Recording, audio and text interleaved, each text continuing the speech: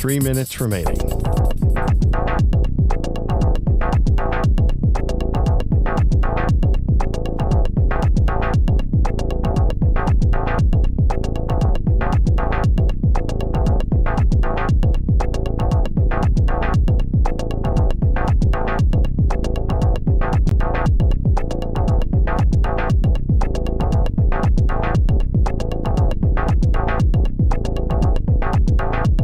Two minutes, 30 seconds remaining.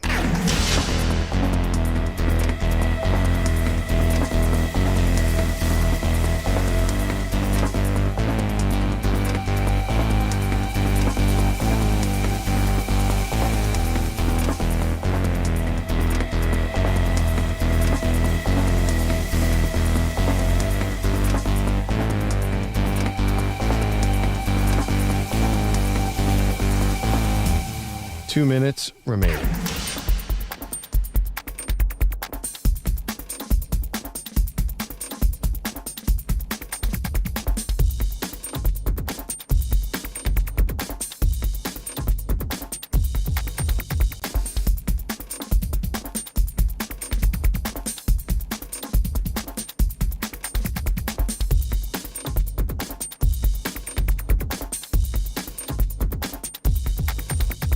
One minute, 30 seconds remaining.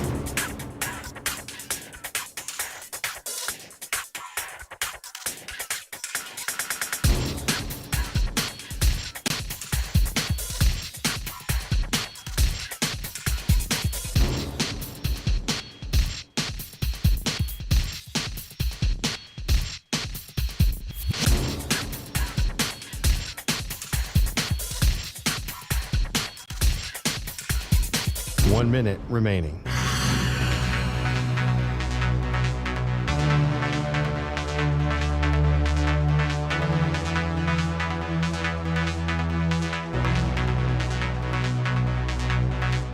Forty-five seconds remaining.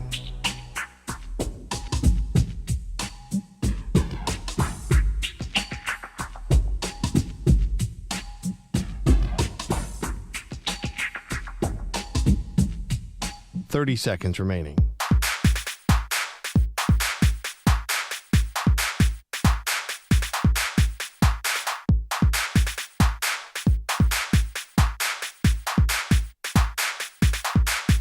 Fifteen seconds.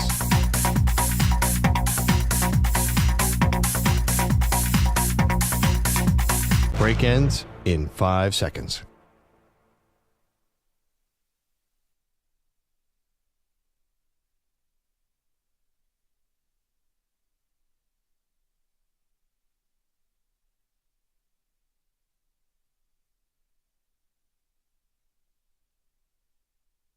To infinity and beyond.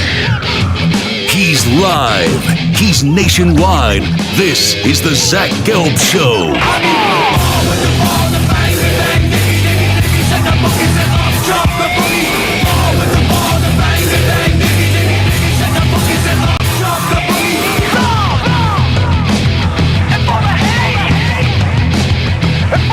Here's your host, Zach Gelb. Live from the palatial yet not overly ostentatious studios of the Infinity Sports Network here in beautiful New York City, sitting on top of the 10th floor of 345 Hudson Street. Welcome on in to a Wednesday edition of the Zach Gelb Show across all of our local Infinity Sports Network affiliates, Sirius XM, Channel 375, the free Odyssey app, and as always, streaming on YouTube. 888-710-4ISN is the number to jump on in. 888-710-4476. You could always get at me on Instagram, where I'm straight flexing, or via the good old cesspool of Twitter, at Zach Gelb. That's ZACHGELB. I got to start the show, and I feel like we're just beating a dead horse at this point, but the content keeps on flowing in, and the incompetent people that I'm about to discuss continue to be not only incompetent, and we're already past the stage of doubling down. This is tripling down. This is quadrupling down. And they're almost trying to present an image to you that just isn't real. It's almost like you're getting told something, you know it isn't true, but if you keep on just saying that it is true, even though it's already been proven to be untrue, that eventually maybe it will be true. But what Nico Harrison and Rick Welts are doing right now is an absolute disgrace. No ifs, ands, or buts about it. An absolute disgrace. Now, I wasn't originally going to unload on both of these knuckleheads. And this is a Dumb and Dumber situation, let's be real. But the idea of doing a media availability where it's not off the record, but there can't be any video, then you're not going to allow audio recordings, but then you are, and then there's going to be a transcript that's provided. I'll be honest, I have been to events with people, obviously, with teams and universities, where they go, let's try to have a night where you sit down, you have dinner, we'll have the coaches or the president of the organization or the GM, the athletic director, they'll speak. It will be open. It will be casual. You could ask whatever you want, and it just doesn't get talked about publicly, right? There's off-the-record types of events like that. Doug Peterson, when he used to be the head coach of the Philadelphia Eagles, would do a Friday off-the-record press conference. He would do an on-the-record press conference. It would be 10 minutes, and then everyone would gather to be an off-the-record press conference. And it was very beneficial, because it opens your eyes, and maybe you can't say things from that event, but you can have a different line of thinking on something. You could see something and then continue to make your evaluations and, your takes from it. But in this case, this was an off-the-record, on-the-record event where it's like, we don't want anything recorded, but we're going to give you a transcript afterwards, and you could talk about what's going on. Huh? Like, the toothpaste is already out of the tube with the Dallas Mavericks. The Dallas Mavericks, quite frankly, would have been better not doing this event than doing this event. You made a reprehensible move for a franchise. Not only did you give up on a top 5 player in this league who's young and who it was the franchise for the Dallas Mavericks and just had the team in the NBA Finals, and I'm not saying that Luka didn't need to clean up some things and improve on some things, but you, A, don't trade that type of player away, and B, you don't trade that type of player away and get very little back in return what you could have normally got. Like, Mark Cuban has talked about this. It's one, and he's a minority owner now. It's one thing to trade Luka. It's another thing to basically get very little back in return. So we're at the point where, unless if you are associated with the Mavs organization, and this isn't everybody, let's be real, right? If you're a family member, if you work for the Mavs, I don't think there is an unbiased person here that is going to sit here and say, oh, I applaud what the Dallas Mavericks have done. And if they do, they're either just a kiss ass, they're a suck up, or they're carrying the water for someone in the Mavs organization. And they're trying to do something and be positive to maybe get a favor done to them in return, to maybe get on the inside of this lack, I'm going to say brain trust. You can't even call it brain trust with these morons that run the Mavericks. All right? So I wasn't originally going to unload on Nico Harrison and Rick Welts, because I could understand the idea of, all right, let's have a little availability, but then how they went about it, it was just so stupid. And at this rate, Nico Harrison, it's almost like he didn't even realize how dumb this move was in the moment. It's almost as if he's like, wow, I have this revolutionary idea. I hit the lottery. Nico Harrison is the guy that you're on social media, you see something pop up, want to get a quick $5,000? Just click here, give your email, and get registered, and we'll send you $5,000. Oh, but put your credit card information in as well. And you're sitting there, and you're like, oh, gee golly, you're like my grandmother, let's be real. Oh, there's something that's going to give me $5,000? All I got to do is give them my social, my email, and my credit card? Oh, this will work. And then when you get the alert that you got hacked and all your funds disappear, it's like, oh, that can't be real, but they said I was going to get a free $5,000. Nico Harrison got hacked. And he's still thinking that this wasn't a hack. He's still thinking to himself, oh, this couldn't happen to me. And it's delusion at this point. He is a delusional moron at this point in Nico Harrison. So we don't have audio of any of this stuff. But I'll give you some of the brainiac quotes that we got from Nico Harrison. He was asked about Dirk Nowitzki and company being critical of the trade. This is what Nico said, quote, "My obligation is to the Dallas Mavericks. It's what is in the best interest of the Dallas Mavericks, and that's the most important thing. Some of those decisions are going to be unpopular, maybe to Dirk and maybe to the fans, but my obligation is to the Dallas Mavericks," and close quotes. Your obligation, okay? So a natural follow-up would be, well, isn't your obligation to keep a franchise-altering player, the face of the franchise, a guy that did not want to leave? How is it in your best obligation to the Dallas Mavericks to trade Luka Doncic and get back practically just Anthony Davis? Nico Harrison's response to that, and he didn't only say it once. According to the reports, he said it about 400 times at this event. Defense wins championships. Okay. Hey, Stu, just do me a favor here. I know they didn't win a championship last year, and the goal is to win a championship, but I watched the same basketball that you watched, right? The Dallas Mavericks got to the NBA Finals last year, correct, Amundo? They did, yes. Do you think the Dallas Mavericks in the next 5 years, right? Anthony Davis maybe has 5 more years in terms of like maybe only 2 or 3 more prime years, but he's a walking injury. But let's say Anthony Davis, let me be optimistic here. You know, I want to see the light at the end of the tunnel for Nico Harrison. Nico, my pal Nico, I want to give you the benefit of the doubt. Do you think Anthony Davis, with this team that they've compiled in Dallas, which on paper, if they're healthy, they're a good team, forget winning a championship, do you think in the next 5 years they'll be back in an NBA Finals without Luka Doncic? I actually would be shocked if they even make a conference finals. Okay. I think their ceiling is like winning a series, getting to the second round, and that's probably it. The West is too deep, and there's too many good teams in the West. So defense wins championships is the response. All right, it's great. You could have the best defense in the world. I don't think with the stars that you have on this team right now that you have the ability to go win a championship, even with how great you think your defense is now.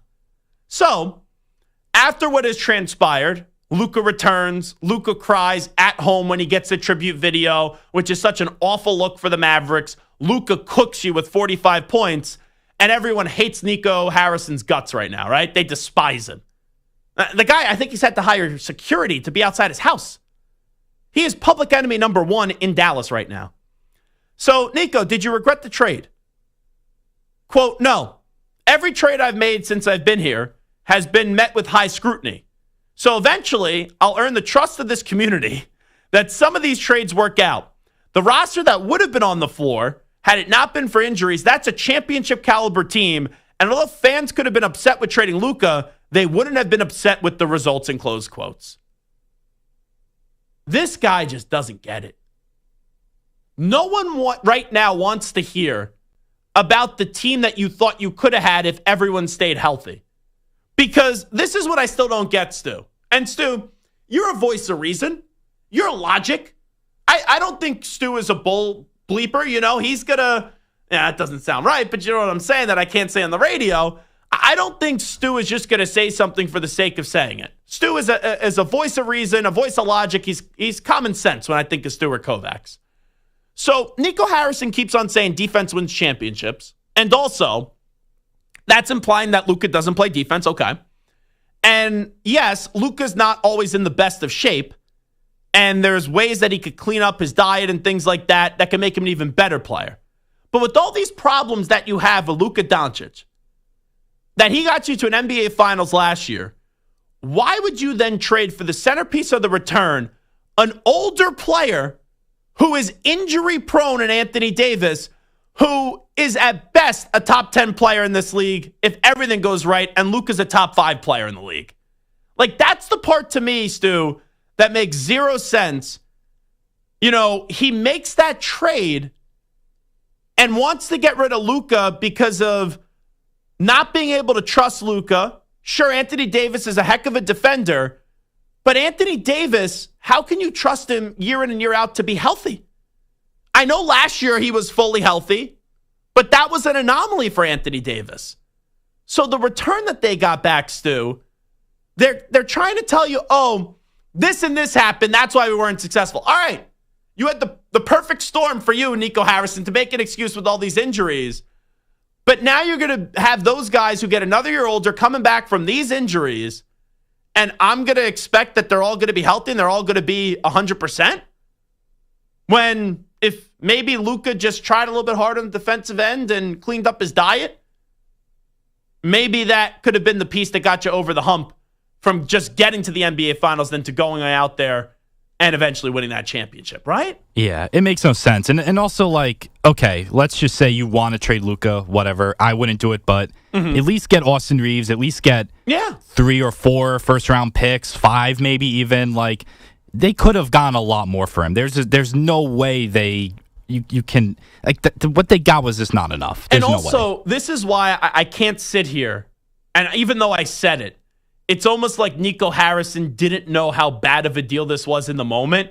He had to have known how this was going to be so unpopular. And you can't think that you were winning the lottery here, even though we had fun with that. Because wouldn't you have called more teams? But you knew the backlash would have been so severe, you almost had to take the first phone call that you made, and you had to get the deal done there if you were going to get rid of Luka Doncic. Because the fans would have rioted. They would have prevented you from making that trade at this leak beforehand. So we get from the Nico Harrison comments to let's get to Rick Welts, who's the CEO of the Mavericks. Now, we don't have the exact quote, but when it came to the entire situation of Luka getting traded, you want to know who Rick Welts compared it to? Now, he used to be with the Warriors. He compared it to the backlash that the Warriors received for trading Monty Ellis for Andrew Bogut back in 2012. Huh? That's the player using Monta Ellis? Like, he ain't Luka Doncic. And I get at the time, he was a fan favorite in Golden State. People weren't happy. But you're going to use that player to compare it to Luka Doncic. Huh? Not even close. I remember there was some frustration with Warriors fans, but it wasn't even a pimple on the ass of the level of frustration that it is with the Dallas Mavericks fans. That's just, I'm telling you, Nico Harrison and Rick Welts, they go out for dinner. And you know that meme online, like, look at us now, and you have a bunch of drinks. Oh, like, we're wonderful. We're successful. Look at all these idiots that are trying to tear us down and telling us we're a bunch of stunads for making this trade. That's what they are. This organization is tone deaf. This organization is delusional. And this organization is so out of touch with reality right now. And they keep on telling themselves, oh, if we were just healthy, this was going to work, and we were going to make everyone go back and walk back all their comments on this. You traded Luka Doncic, and you got very little back in return. These guys are insufferable. I'm not even a Mavericks fan. I despise Nico Harrison. I despise Rick Welts. And the two of these guys are what they did the other day. Talking to the media, on the record, off the record, on the record, off the record. You would have been better if you said nothing else. If you just said nothing at all. Don't try to justify this. You made a dumb move. You made your bed, now lie in it. And I don't want to hear from you. Shut both of your traps and don't speak until you win and get back to the NBA Finals. Zip your lip, all right? Because every time you open your mouth and you try to justify this incompetence and just this moronic, idiotic trade, you sound like a bunch of jackasses. You sound like a bunch of donkeys. That's what I hear, donkey noises. Like, what are we doing? How dumb can these two guys be? You're going to compare it to the Ellis trade with the Warriors. What? Oh, my God. And Nico Harrison, oh, you would have all seen. You would have, if we were healthy, empty threat. The Mavs won't be back to the finals anytime soon. This is ridiculous. Ridiculous. Shut up. Go away. These two guys right now, I hate them. I despise them. So, who's the most hated person in sports right now? For me, it's Nico Harrison. Stu, who's your most hated person in sports right now? I think I'll go with Draymond Green. I think people are just tired of the stuff, especially the antics on the court. I think people might like the type of player he is, aside from the dirtiness, but there's always the dirtiness, and then there's the stuff off the court, the excuses, the podcast, the comments, all that. I feel all that wrapped into one. People don't like Draymond Green. Yeah, the Karl Anthony Towns stuff was also ridiculous, too. There was a talk show host that may have called him a heartless a-hole and was advocating for someone to punch him in the face after he's saying that Karl Anthony Towns missed out on a Knicks-Warriors game because he was ducking Jimmy Butler when he had a friend pass away because of cancer. So, yeah, I can't defend Draymond on that one. I was a Draymond Green fan for like one day, and then that stuff happened. I was like, oh, all righty. I won't be Nico Harrison. I won't keep doubling and tripling down here. I'm then out on Draymond Green. Samter, who's your most hated person in sports right now? I was deciding between a couple. Shador could be up there. What? I think a lot of people just dislike Shador. Terrible and take. The nepotism and what he's nepotism? The guy was a great college quarterback. He's getting his jersey retired after going 13-12. Oh, stop it. I think people are starting to get tired of it. The same people that have outrage of Travis Hunter and Shador Sanders getting their jersey retired are the same people that have outrage over this Braves reporter trying to get a number from a girl. I don't think anybody has a problem with Travis Hunter getting his jersey retired. He's the best player in the program's history, so that's okay.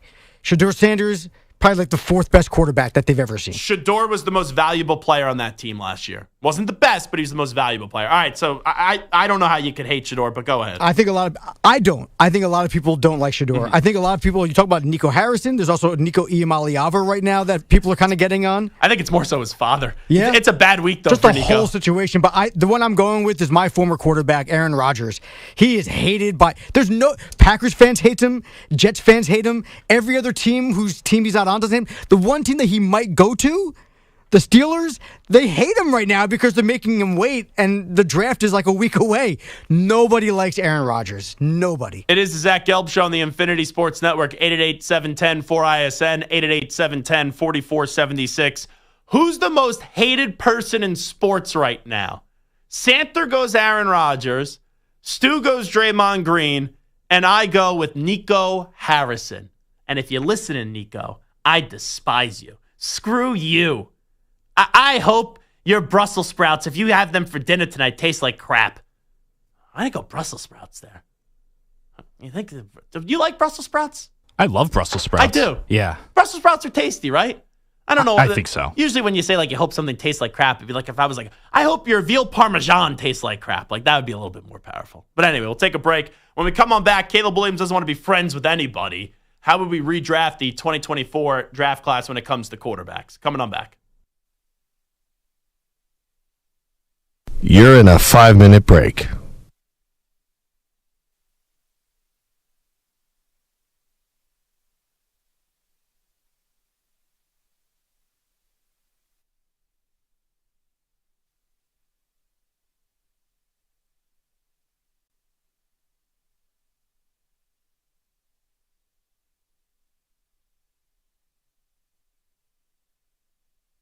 Four minutes, 30 seconds remaining.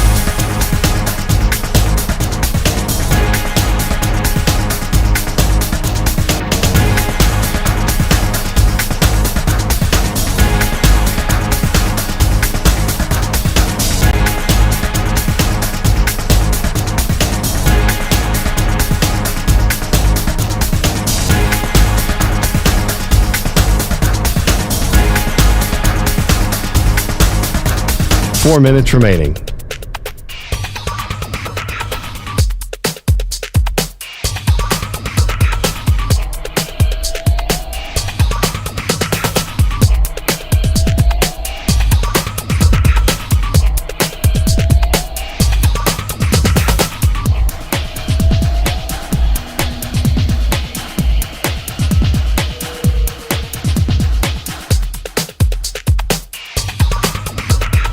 3 minutes, 30 seconds remaining.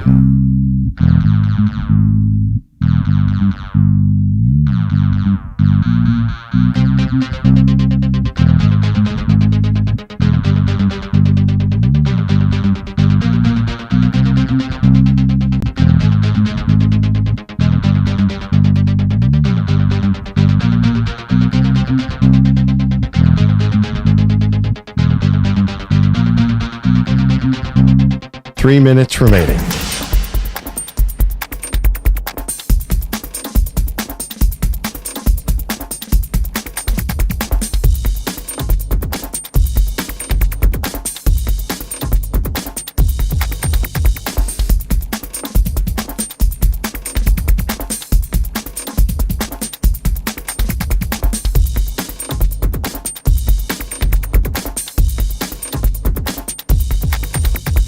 Two minutes, 30 seconds remaining.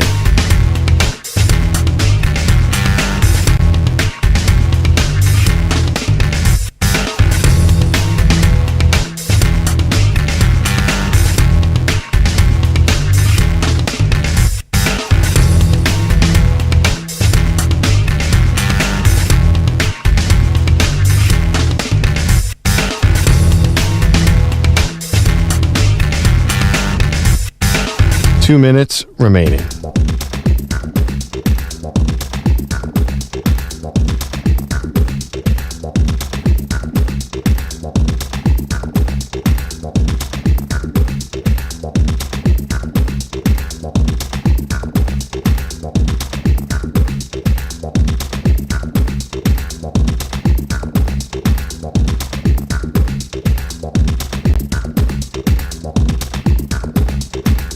One minute, 30 seconds remaining.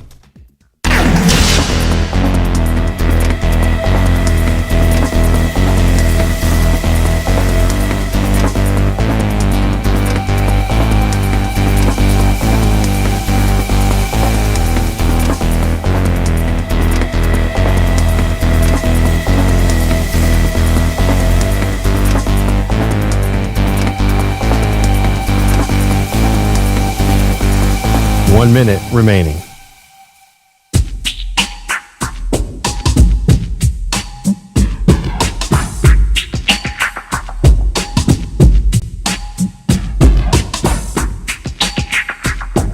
Forty-five seconds remaining.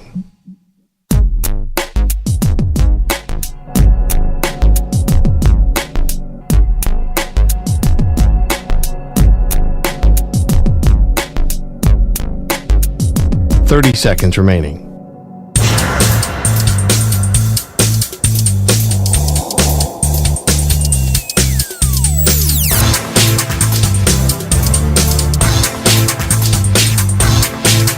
Fifteen seconds.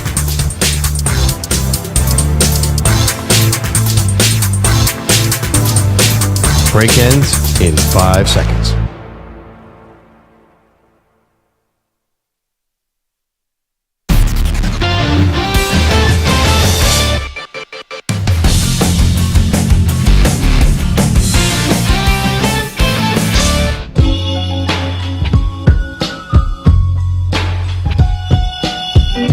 You're listening to the Zach Gelb Show on the Infinity Sports Network. See, now that's not right. It is the Zach Gelb Show on the Infinity Sports Network. That's right. But, Samter, when you do this in the YouTube chat, and I'm pretty sure it's you, it's not Stu, you put a poll question up in the YouTube chat, and it says, our idiot producer Samter says there are many who hate Shador. Do you? Now, I do not hate Shador. But when you type it that way, people think that's me writing it or Stu writing it. Stu, I know I didn't write that. Did you write that in the YouTube chat? I did not write that in the YouTube chat. Like, you're just backing up the bus on us. Why would I call myself an idiot? Well, we know you did. Why would it be me? Why would I say that? Because we know you did. You saying that you're not the one who posted it, yes, and bringing it up is clearly you know, whoever smelt it, dealt it. I don't even know how to put a poll question up on the YouTube chat. I never have and never will. Is that the Temple technology? No, it's not. It's just I don't know. I don't run that crap. People in this YouTube chat, they go, oh, you got a blue wrench. You have so much access. I have no clue what the Blue Wrench does. Now, I know it gives me like editing power and stuff like that. And I guess I don't know what, though, I could actually do with the Blue Wrench.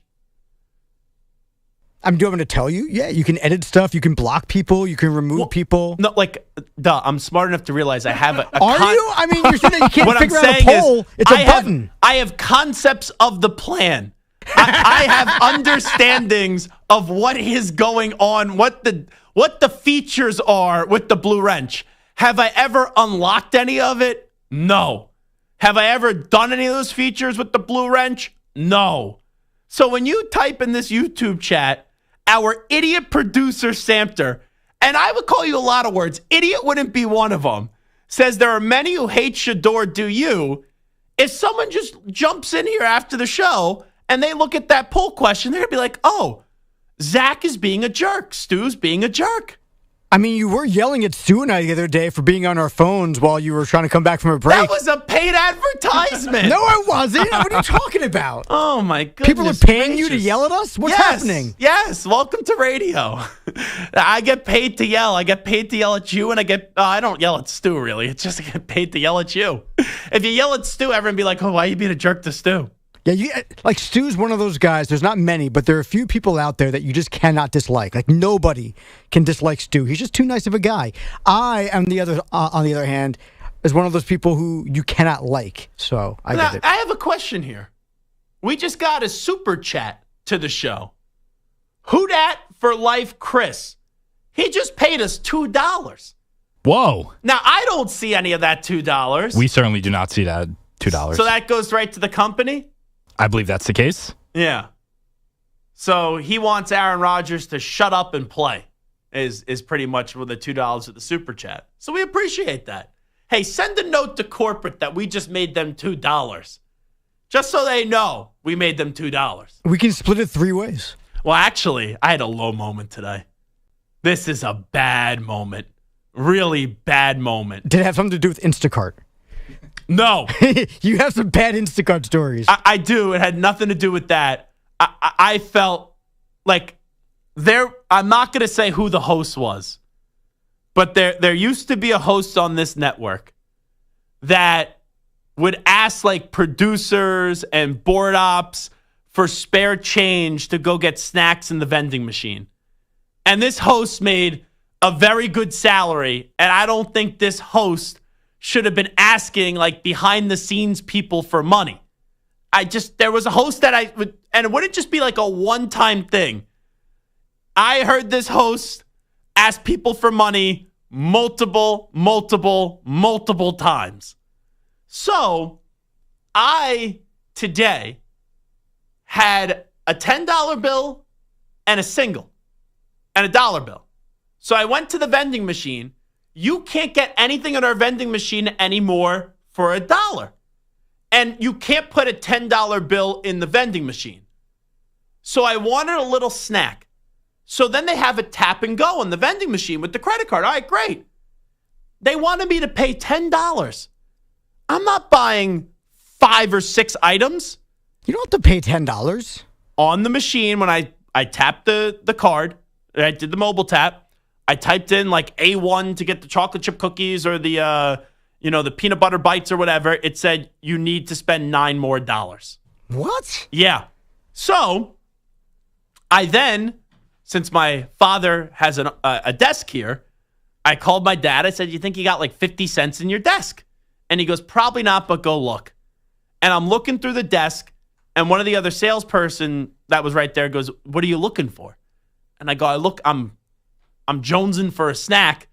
I need a little snack. I have $1, a $10 bill. You can't get anything in the vending machine for $1.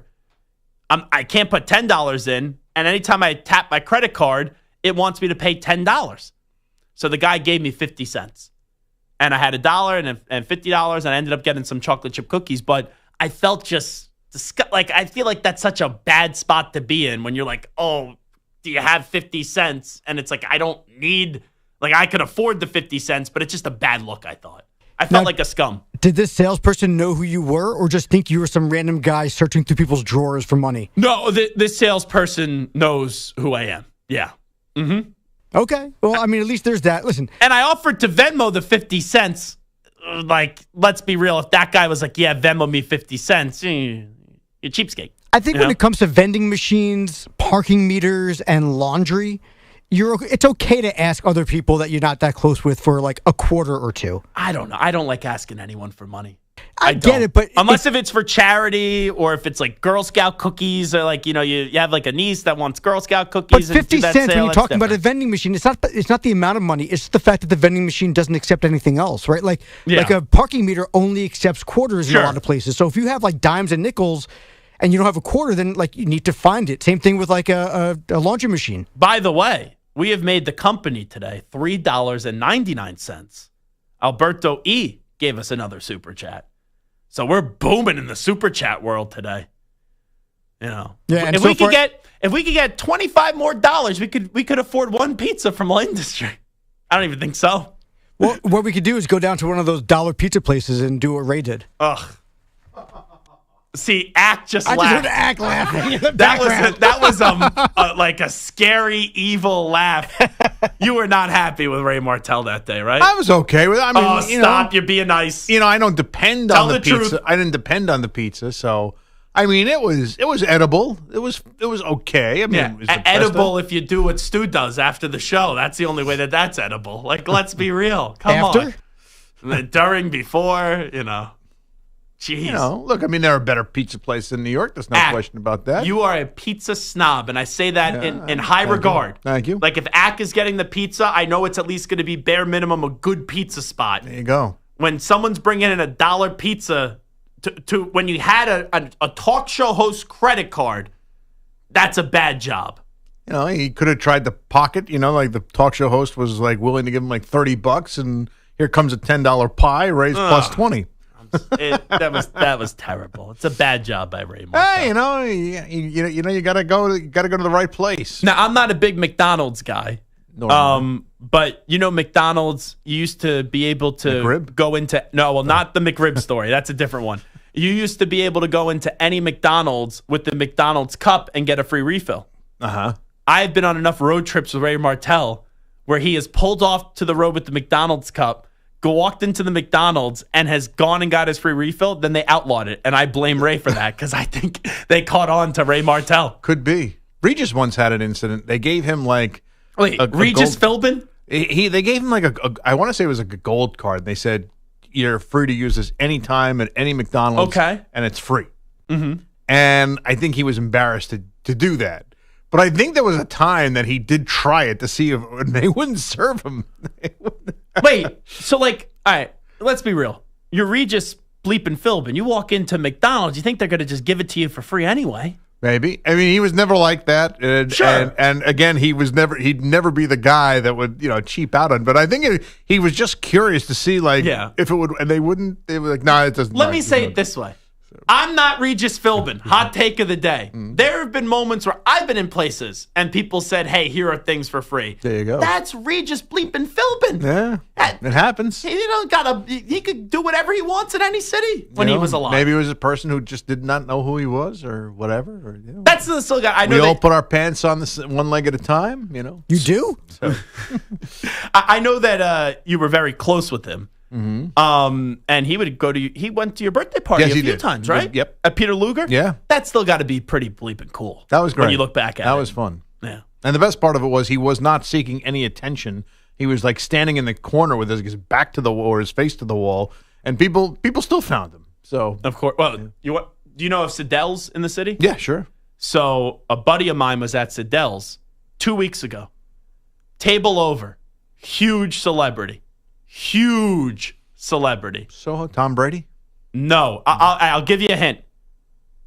Not in the sports world, but has been associated with the sports world, and it is a woman. Any guesses here? Taylor Swift? I was going to say... Good guess. Right ballpark. You're in this in the ballpark, but it's not Taylor Swift. So it's a rock star that dates an athlete. At a time. At a time. At a time. I don't remember. You might as well give it to Stu, any guesses? I was going to say Livy Dunn, but no, I'm out. Oh, that's a good guess. She's but not it's a rock star. It's not Maybe Livy a fan. Dunn. I was thinking Beyonce. Megastar. Who? Beyonce? Yeah. You're getting close. But you said at a time, so I mean, you're still technically. You together. have Beyonce. You have Taylor Mariah Swift. Carey? Kim Kardashian. No. No. Mariah Carey? Nope. Dated someone in the sports world. Come on, Stu. J-Lo? Bingo. There you go. J-Lo was the table over. That's a big. That's a megastar. My wife would lose her mind. Very cool. So he had his buddy take a picture because she was sitting right behind him of him just like holding up the bagels, and the lox and all that stuff at Siddell's. And then I saw a TikTok today of J-Lo walking down the street from Siddell's and got stopped on the street. And that was from their whole lunch encounter. So that's a big one. What were we supposed to talk about in this? Oh, Caleb Williams. How he doesn't want to be friends with any quarterbacks and redraft the 2024 draft class. Well, we'll do that on the other side. I'll talk J-Lo over Caleb any day. Oh, yeah, 100%. Pizza, Regis Philbin, and J-Lo. I think that's better than anything we could have talked about in the sports world, if I'm just being honest. And you can't say we're not successful because we got $3.99 in Super Chats today. How about that? Good job there, everyone in the chat. And 80% of the people agree that I'm an idiot. Oh, yeah. I can't really fault him. Yeah, that's, We kid because we love Sam. Yeah. It's, I always say, if you're not making fun of people, then you're really not my friend. That's how I kind of live life. If I'm making fun of you, you're my friend. If I don't talk to you and I treat you nice, then you're not really my friend. Update time. Here's our friend, Rich Ackerman.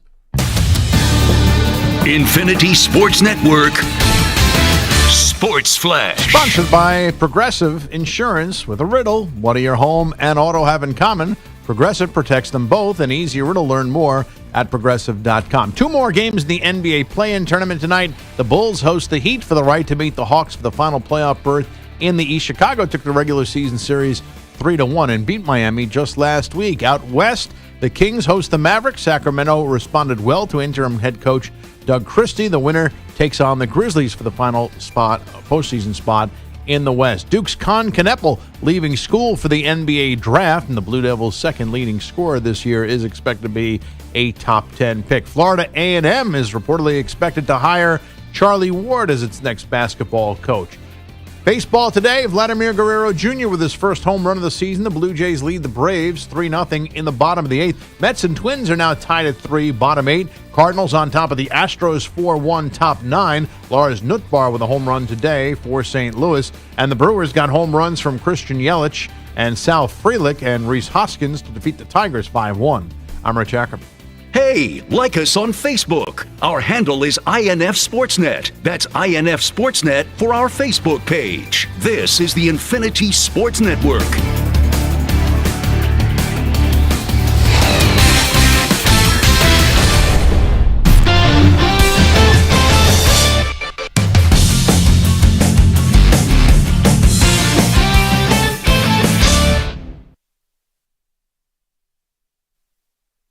You're in a 5-minute break.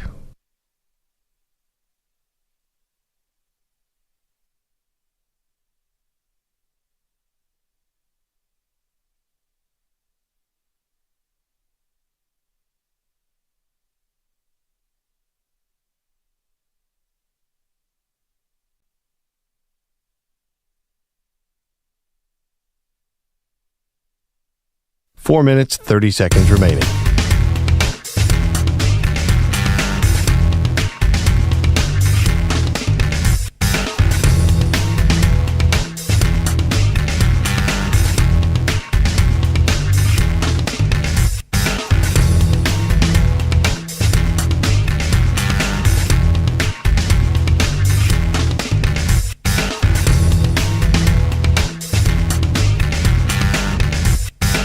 Four minutes remaining.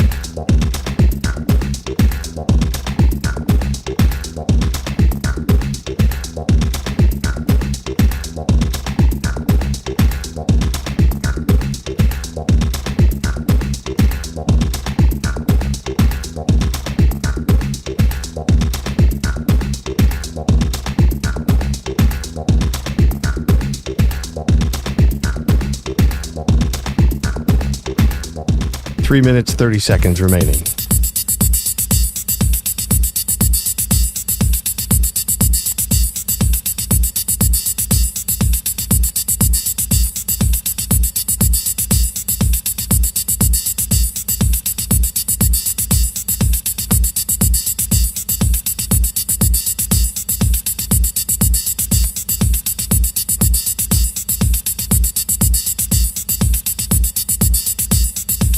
Three minutes remaining.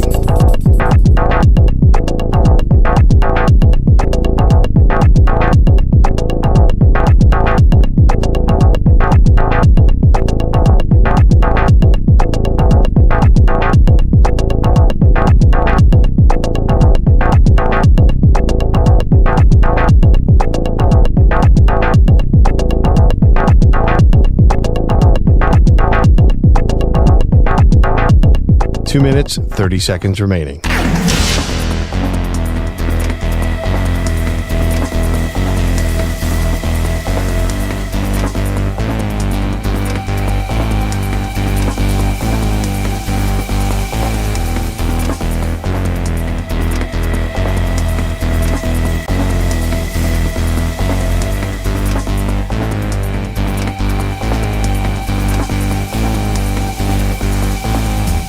Two minutes remaining.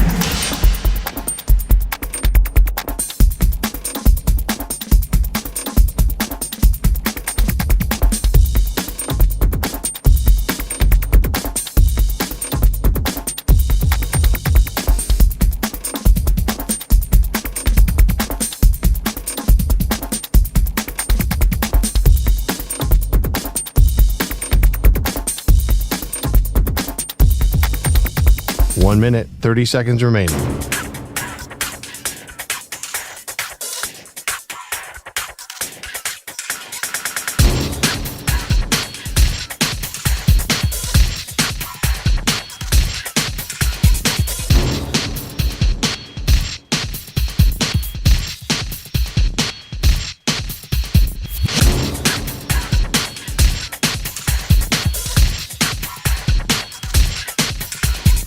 One minute remaining.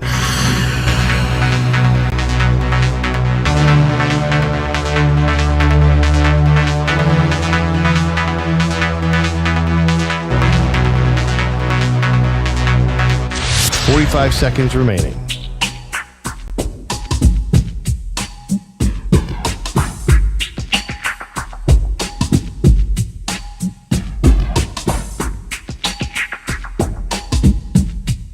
Thirty seconds remaining.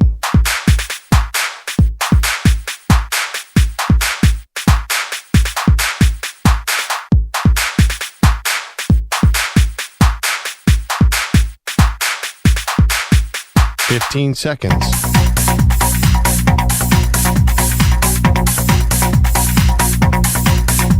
Break ends in 5 seconds.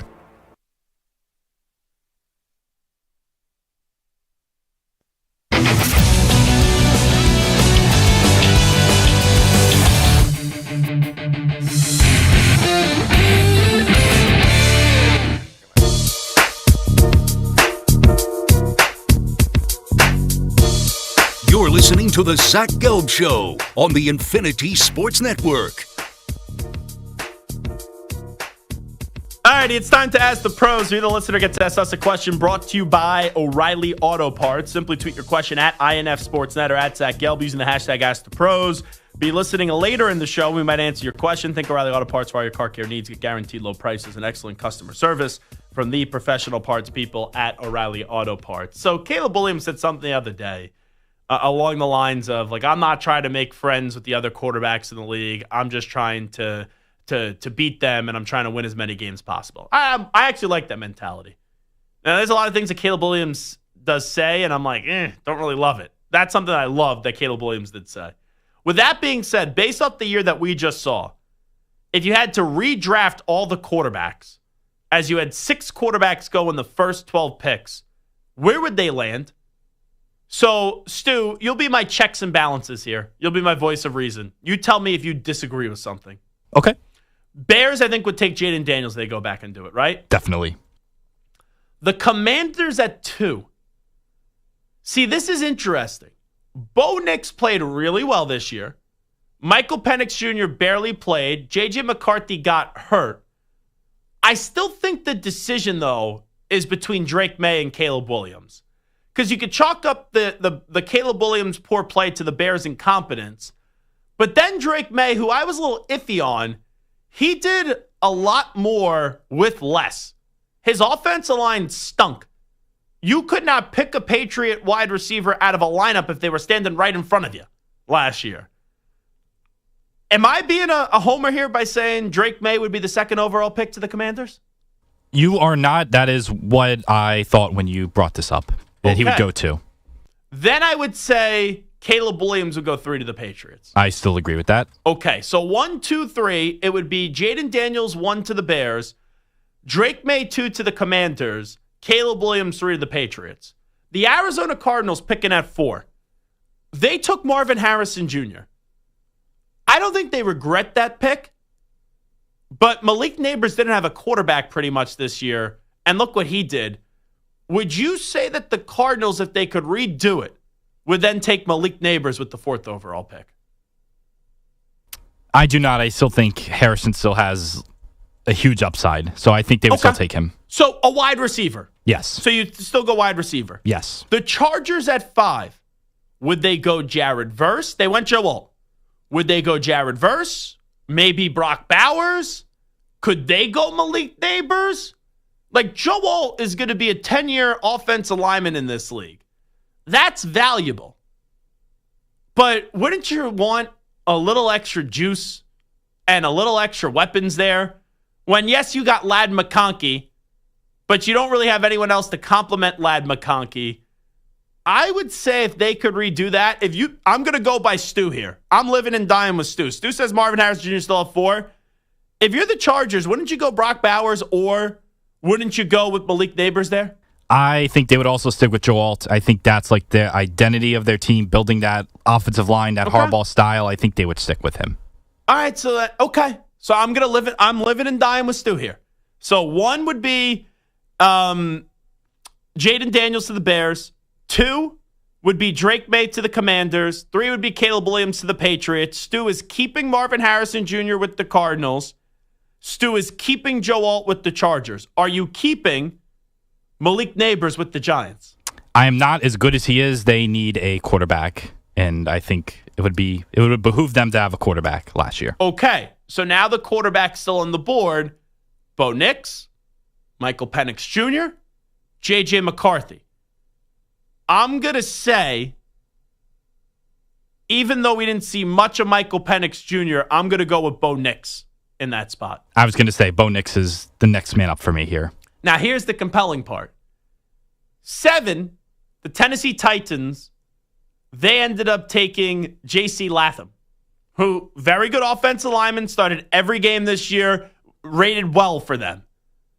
So that's a right tackle out of Alabama, could be there for 10 years. Don't you kind of feel like Tennessee then will reverse that pick now? I do. Okay. So do you have them taking a quarterback there?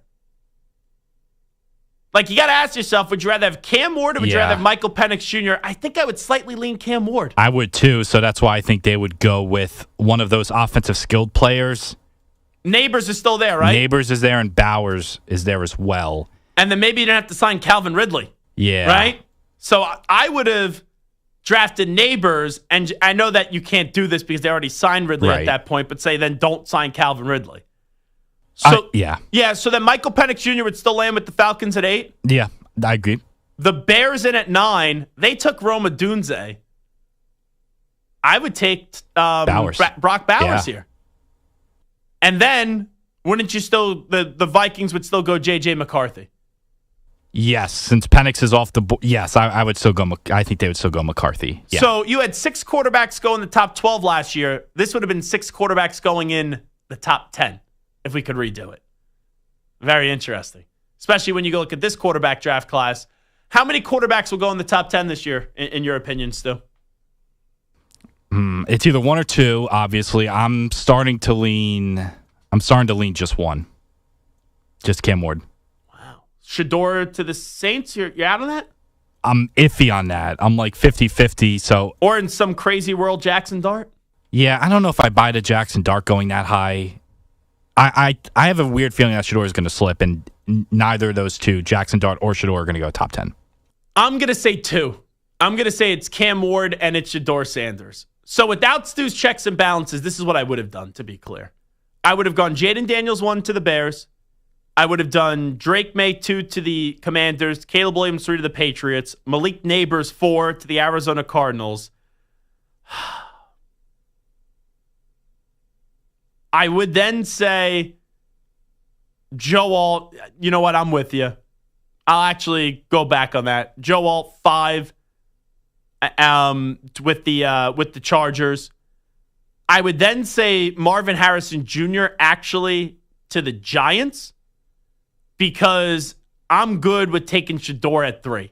I'm good with that. Then J.C. Latham. You know what? Yeah, I'd keep him there. Michael Penix Jr. with the Falcons.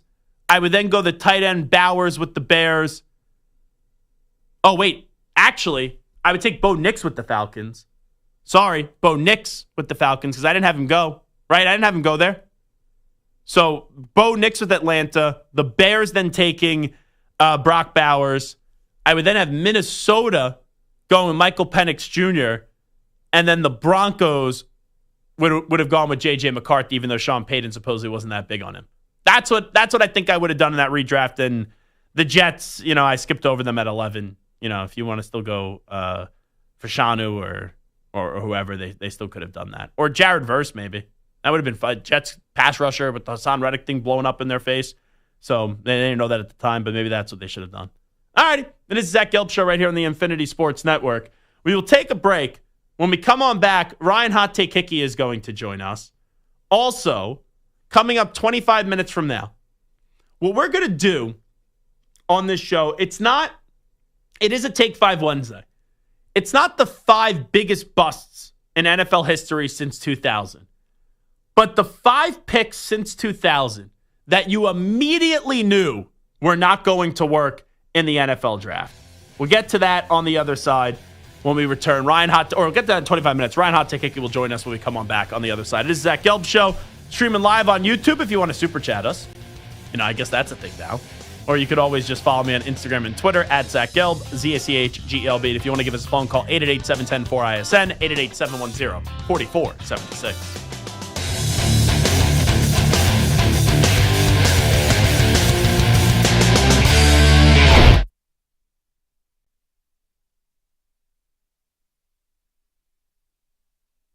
You're in a 5-minute break.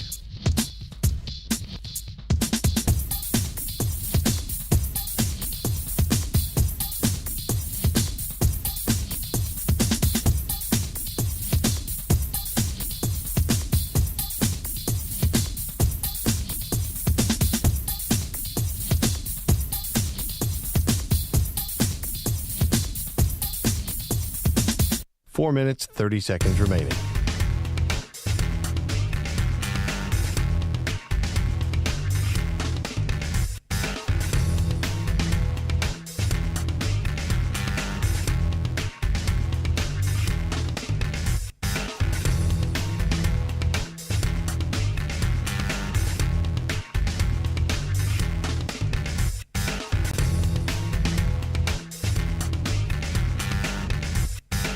Four minutes remaining.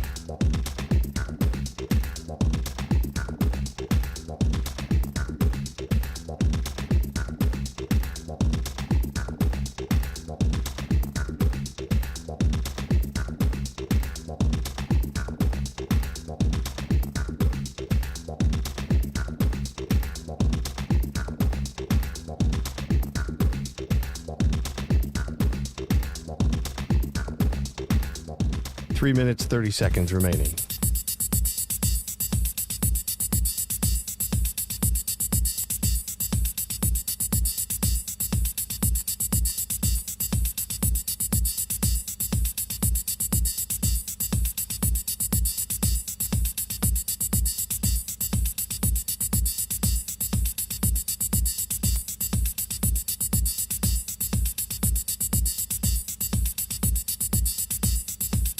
3 minutes remaining.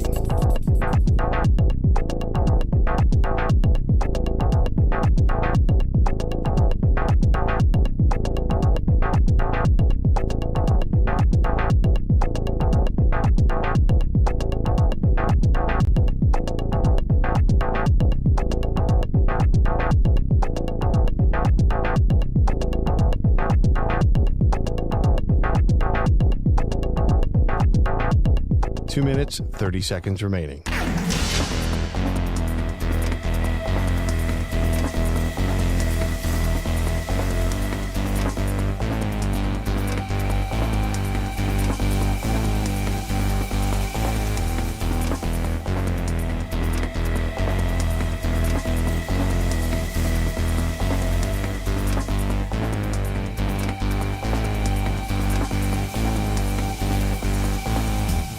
Two minutes remaining.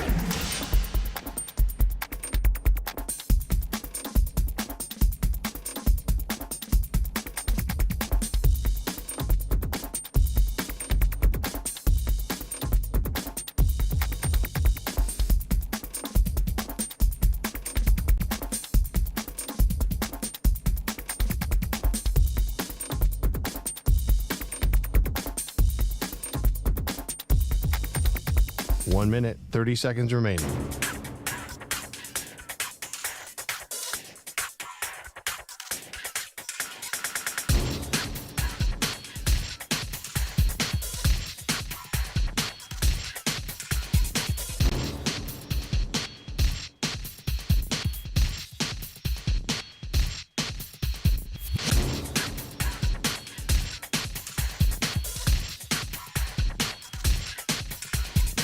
One minute remaining.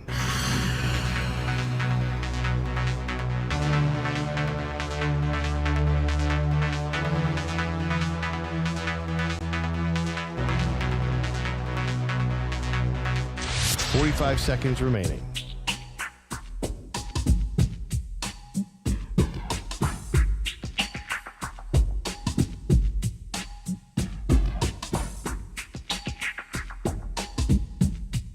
Thirty seconds remaining.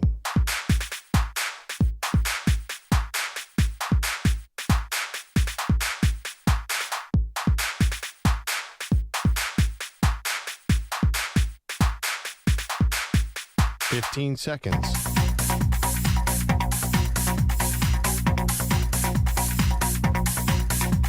Break ends in 5 seconds.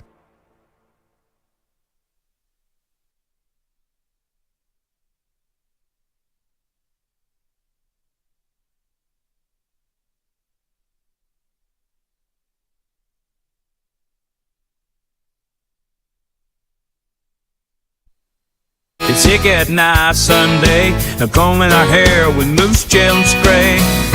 The taste is so hot, hot, hot. Sometimes it's right, usually not. This best segment is coming up next, but you better watch out for the Hickey head. Hot takes and hair gel on a Sunday night. Hickey's dropping taste and probably on a cry. Dropping a teaser for what's coming up next, but you better watch out for the Hickey heads. Talking Penn State while Stu's smoking kush, but Hickey is always the #1 rush. You will nicer and more, it's might get more sober than Stu. We only joke of us, we like you, but I have to ask, is it true? Is your hair held together by pace and loop? Oh, Hickey's takes are coming up next, but you better watch out for the Hickey hacks. Alrighty, this is Zach Gelb Show on the Infinity Sports Network. I think this is my favorite segment that we do, because it's usually the roast of Hot Take Hickey, who's kind enough to join us in studio. Ryan Hickey, who you heard earlier today, filling in for Bill Ryder on many of these same Infinity Sports Network affiliate stations. Did you go home or did you just stay here? I did go home. I would have liked to stay, but then I realized early this morning I did not make lunch or dinner, and I wasn't going to have time to do so, so left, made dinner, made lunch, you were came also back. off yesterday, it's not this heroic performance, if we're being honest. Well, no, I'm just saying. I would have stayed, would have saved some time on the subway back and forth, but I didn't have time to make dinner, and I didn't want to order out. I was starving. Do you still make pasta 7 days a week? Tonight's actually chicken quesadillas. Is because your girlfriend had a birthday yesterday as those leftovers from the No, little party? I made it when I went back. Oh, wow. Yeah. Look at you. You're getting cultured. Chicken quesadillas now. I got a little variety in me. Yeah. Not often, but a little bit. So last week we played you audio That's correct. of Jim Larinaga revealing that he's never had a peanut butter and jelly sandwich before. I have new audio for you this week. Oh, boy. And this audio, it comes from Jim Palmer. So this was on the Orioles broadcast, right? This is Jim Bleepin' Palmer. Great pitcher. On the Orioles broadcast. Have you heard about this? I saw a headline, but I honestly forgot what the headline said. And I know, is it something peanut butter related, I believe? No. You actually may be in line with Jim Palmer on this. Oh. Because you're a child. Okay. Well. You're a child. I think I eat well. No, you don't. I don't get sick of it. I don't get sick of the same thing. Sue me. Yeah. So this is Jim Palmer. He made this revelation on the Orioles broadcast the other night. You know, I've never had a wing, ever. What do you mean you've never had a wing? Never, ever had a wing. You've never had... Wait a minute. No, I'm just never have. You've never had a chicken wing? No. Like, why would I? Why would you? Don't they have skin and stuff? Yeah. Yeah. Lots of things have skin. But I don't eat skin. Apples have skin. Why eat apples? You've never had a single chicken wing? No, never thought about having. That is staggering. What about, like, fried chicken? You'll eat fried chicken? Never had fried chicken. Oh, my God. Well, I've taken the crust off and... What is this? What is this? You've taken the crust off? Yeah. Well, what? So you're losing the frying part of the fried chicken. Well, that's why. Chicken tenders? You had to have had chicken tenders. Yeah, I have. All right. But that's not a chicken wing. I'm so glad we found this out. How can I get you to eat a chicken wing this year? That is now my 2025 goal. Juan grounds out to Westberg. That ends the inning. A scoreless 8 for chicken wing aficionado Scott Blewett. That's disgraceful. What are up with gyms? If I was a gym right now, I would change my name. Jim Larinaga, 75, has never had a peanut butter and jelly sandwich. And then Jim Palmer, Hall of Fame pitcher, is 79. How can you almost be 80 freaking years old and you've never had a chicken wing? You may not like them. Then I just think you're not American. But how have you never tried a chicken wing? I am shocked. I've had chicken wings. I just prefer boneless. Yeah, because you're a little baby. So Jim and I are not exactly simpatico. That is shocking. I don't know how he's avoided it. I don't know what he's talking about with the skin. That still kind of goes over my head in terms of why he doesn't want to eat it. But to each their own, I guess. That's what you got to say. By the way, you should be happy, by the way. That means more wings for you. No. See, I'm a caring person. I want everyone to try and have the delicious just sense But we've of had knowing what a wing chicken is. shortages before. We've had wing shortages before. That's fine. The less people that like wings, the better it is for you. The rent of the cost of chicken wings is too damn high. I already know that. All right? So why you want it to go higher? Jim Palmer, that's a Hall of Famer. They should take him out of Cooperstown if you want to eat a chicken wing, for crying out loud. That's terrible. Is he banned from Buffalo too? That's it. He's not allowed to set foot in the city? He needs to reevaluate life. Sounds like he's living a good life. Pitched well. Maybe that's the key to success. I don't know. Less wings. You don't think David Wells had a few chicken wings? Wow. You don't think so? I got to ask you something. To each their own, as I say. Maybe what works for David Wells not work for most other people. Stu's like the David Wells of the Infinity Sports Network. Wow. Shows Does up. that mean Stu's drunk right now? Oh, he's plastered all the time. Throws a perfect game. No problem. He's good. He's good to go. A few things with you. You had a horrible Masters. I don't know about horrible. Horrible. You get on Twitter and you say, there's no chance Rory McIlroy's winning before the tournament started. And I said, there's finally light at the end of the tunnel for Rory McIlroy. That was my tweet in the moment. Then going into Sunday. Well, to be fair, hold on. I said, I don't believe he can win. That's all. I said there's no shot. You got into this with Danny Parkins of FS1. No, that was on Sunday. The initial tweet on Friday was, I'm not riding the roller coaster. Okay. The Rory coaster's not for me. You can get the highs, the lows. Until he wins it, I'll believe it. I didn't say no, but I was not exactly a believer. Do you really need me to pull up all these tweets here? I know exactly what tweet I'm talking about. It's through the week, though, you said there's no chance he was going to win, correct? I never. Sure. I don't know. I was never asked who's going to win the Masters. You have the tweet? Yeah, because I was sending these to you as the round was happening. Is it Sunday? Whether we're talking 2 different days. I'm talking about the tweet on Friday. That I said, I'm not riding the Rory coaster. If he wins it, great, but I'm not going to believe it until he does it. 100%. Sunday was when I said, he's cooked. Shot. There's no shot. So here's how it started. At 2:32 p.m., Bryson is winning today. Zero doubt about it. Rory doesn't have the chops, unfortunately, to finish the job. To which I replied, and Hickey strikes again, because minutes later, DeChambeau started to choke away, and Rory pulled away a little bit. Then, after that happened, and Rory had a 4 or 5 shot lead, Hickey goes at 5:06 p.m. Wow, this is over. I can't believe Bryson was the player to implode today. And minutes later, Rory double bogey into the drink. And I wrote back, it's uncanny. Like, how is this possible? Hashtag Hickey hacks. And then Hickey finishes it off with, I think Rory is done, or Justin Rose is definitely going to win this. And that was the end of it. All right, so you mushed Bryson DeChambeau. You mush Justin Rose, and then you should get the green jacket. Because Rory McIlroy didn't do the best job in the world. No, he did not. No, let's just say that. Far from a perfect round. But you won him the Masters because you were sitting there saying he can't win. And when you say something can't happen, 9.9 times out of 10, it usually does happen. I give him credit. After 18, that 5-foot miss that, let's be honest, we're all making here in this room. No, we're not. Yes, we are. There are a few things. I'm not one of those, I could throw a strike, hit a home run, score a touchdown.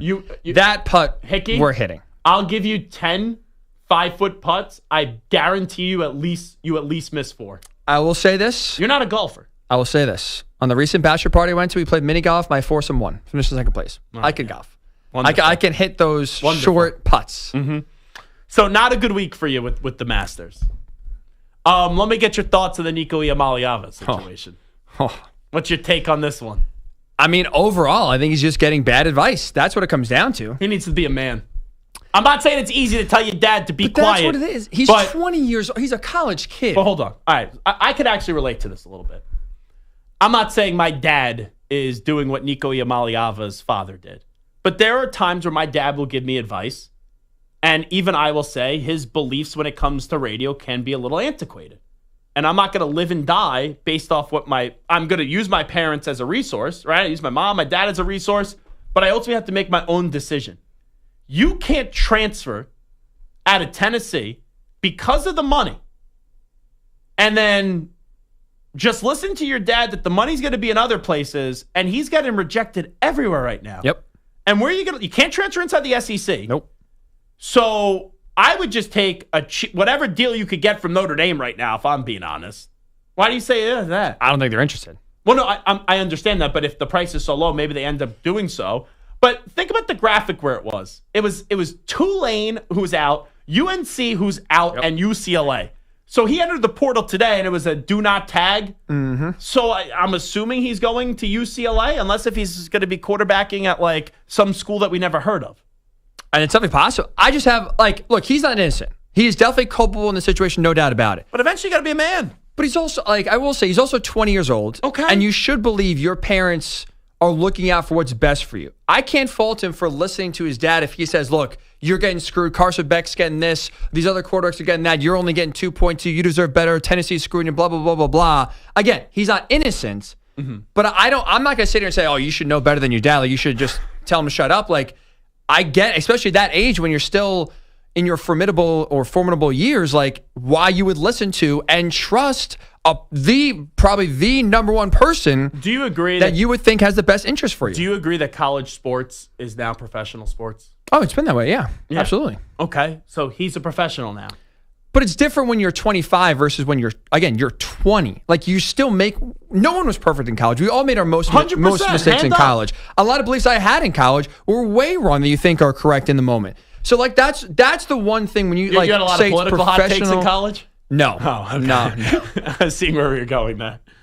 But it's like a lot of things like that you believe in college you think are true that are truly like you have no idea what the real world is like. And that's why even though technically college football is professional football. That one area I will not. I think he's still an amateur in the sense of like his maturity and his decision making versus like a real pro, real adult. He's not an adult. So there are moments, Hickey, where I think that you sell yourself short, right? There's moments where I think you sell yourself short. Okay. One thing, though, that you told me is that you're a horrible dancer. Like horrible dancer. Very true. In this case, you didn't sell yourself short. If you're watching live on YouTube, you could see this now. You could also listen, obviously, on the radio. I did some editing on this. It's just you. There's no one else in this video. Okay. But this was on Instagram last night, and this was Ryan Hot Take Hickey, folks. Take it away. H-O-T-T-O-G-O, you can take me high to go. H-O-T-T-O-G-O, you can take me high. So you're singing with your girlfriend. That's right. The Chapel Roan song. Hot to go. And you look like a fish out of water when you're dancing. Oh, see, I was kind of feeling it myself, to be honest. I thought it was in a good groove. Got the crowd involved that was there. That was at your girlfriend's birthday party last night? No. This was from Thanksgiving. Okay, but you did have a birthday party for your girlfriend last night, right? No. Oh, I thought you were off yesterday because it was your girlfriend's birthday. Well, yeah, but we did something during the day and went to dinner at night. There's no party. Oh, okay, gotcha. It's a Tuesday. It's milestone a Tuesday. birthday? She's 31. So not a milestone birthday. Well, every birthday's a milestone birthday. You're alive. You made it another year. The reason I say that is because a few family members are already talking about doing something for my birthday. They called me the other day about this, and I'm like, It's April. Isn't your birthday in August? Exactly. I go, my birthday's in August. I go, I don't know if I'm going to be free. I don't right now. Oof. And also, it's a 31st birthday. I'm turning 31. I go, not a milestone birthday. Like, we don't have to do something. What were they talking about plan-wise? Any good ideas? Well, this was not a very popular idea. So they wanted to go to Peter Luger. Okay. But they wanted to bring my 98-year-old grandfather to Peter Luger and long car trip, all that stuff. I don't think it was like really right, if I'm being honest. I mean, if he likes a good steak, but that's fair. Okay. That's a lot of moving for steak. I'm not disagreeing. So, okay. All right, NFL draft real quickly. We're going to get your takes here. I don't even think you can mess this up. Oh, boy. Wow. First pick of the draft, Tennessee Titans. Who they take? Cam Ward. Second pick of the draft, the Cleveland Browns. Who do they take? I think they take Travis Hunter. I'm agreeing with you. 2 for 2. Third overall pick in the draft, the New York Football Giants select. I don't know, actually. I could see them taking Shedeur Sanders. I think this private workout is not by accident. I think it's either Shedeur or Abdul. Right now, 8 days out, I will say officially Shedeur Sanders number 3. What are the lyrics of the song, this Chapel Roan song again? H-O-T-T-O-G-O, hot to go. Okay. You can take me sing it hot again? to go. Can you sing one more time? Come on, Hick. Come on. H-O-T-T-O-G-O, you can take me. Anyone back there? No? Hot to go? Oh, my God, these two. Samter and Stu. No culture. Well, let's not act like Stu has not sung songs for his girlfriend. He spent his life savings on Taylor Swift tickets, right, Stu? Hold on, he said no culture. You eat peanut butter and jelly sandwiches. And you don't know Chapel Roan, the hottest artist right now on the planet. I've heard of her, and I know of the song, but I mean, Stu, no culture. I don't know if you feel this way. I feel tension brewing. These two. Samter and Hickey. Agreed. I feel like it's getting nasty. Did you say brewing? Brewing. Oh, it's been brewed. We're on. I know it's bad. We're on the third cup of coffee at this point. It spilled over last week with the Frozen Four. My school versus his school. Oh, that's right. So a few weeks ago, I'm sitting here and I'm like, I hate getting contacted on the weekends. When it comes to work. And Samter goes, oh, so do I. Especially when you send me videos to upload. Samter sending me text about you over the weekend about your terrible, horrible takes. Oh my goodness! So I think that this is we could maybe get like a celebrity boxing match. Samter up against Hickey. Be a fun watch.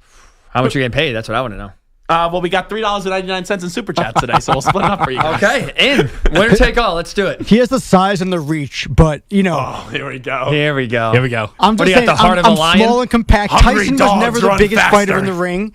Tyson was small and compact, just like me. He's a fighter. Oh, my God. You know Now what? you're Pure comparing iron. yourself to Mike Tyson. That's the second worst thing that someone has compared themselves to Mike Tyson on these airwaves. Stu, Yes. we're in lockstep here. We sure are. I take Shep over both of them. Oh, Pow, pow. my God. 1,000%. I take Shep up against the two of you against Shep at the same time. I sure He as hell beat could take Tyson. Shep out. Hickey would be a challenge for me. I could take out Shep, that's for sure. Shep, if you're listening, the views of Michael Santa do not reflect the views of Zach Gelb of the Zach Gelb Show, the Infinity Sports Network. Okay. Giants, Shador Sanders 3. That's what you just went. Patriots 4. That would leave Oh, you I love you. Abdul Carter. Oh, no. Now it's not going to happen. Oh. 5, Jaguars. I'm going through the top 10 here. I think they go Mason Graham. Okay. 6, Raiders. I think they will go Ashton Genty. 7, the Jets. Jets. Unfortunately, I think they go Tyler Warren. Well, unfortunately. I want the Colts to get him. Oh, okay. I was going to say, Brees I think it's a Hall, great Garrett pick for the Wilson, Jets. I think he's a really good fit wherever he goes. But especially in that offense could be fun. But I want him selfishly in Indy. The 8th pick, the Carolina Panthers. How about a receiver for Bryce Young? Ooh. What about Teddy McMillan? Best receiver in the draft, I would say, out of Arizona. Guy produces at a high level, instant offense. Let's get Bryce Young a weapon. You think he's a better receiver than Travis Hunter? I do. Oh, there's the hot take by Hickey. It's not a hot take. It's true. Well, you hate Colorado. No, I do not hate Yes, Colorado. You've never said a nice thing about the Colorado program. I think I'm realistic about Colorado. I gave him credit when they won nine. You probably games. hate that Shador Sanders and Travis Hunter are getting their numbers retired. Oh, Shador yep. Sanders absolutely should not get his number retired. Oh, Travis stop. Hunter, I get, and I have no problem with it. I think it's too early. See, that's how I know I'm in the right. Samter disagrees Too with early. that, and Hickey disagrees with that.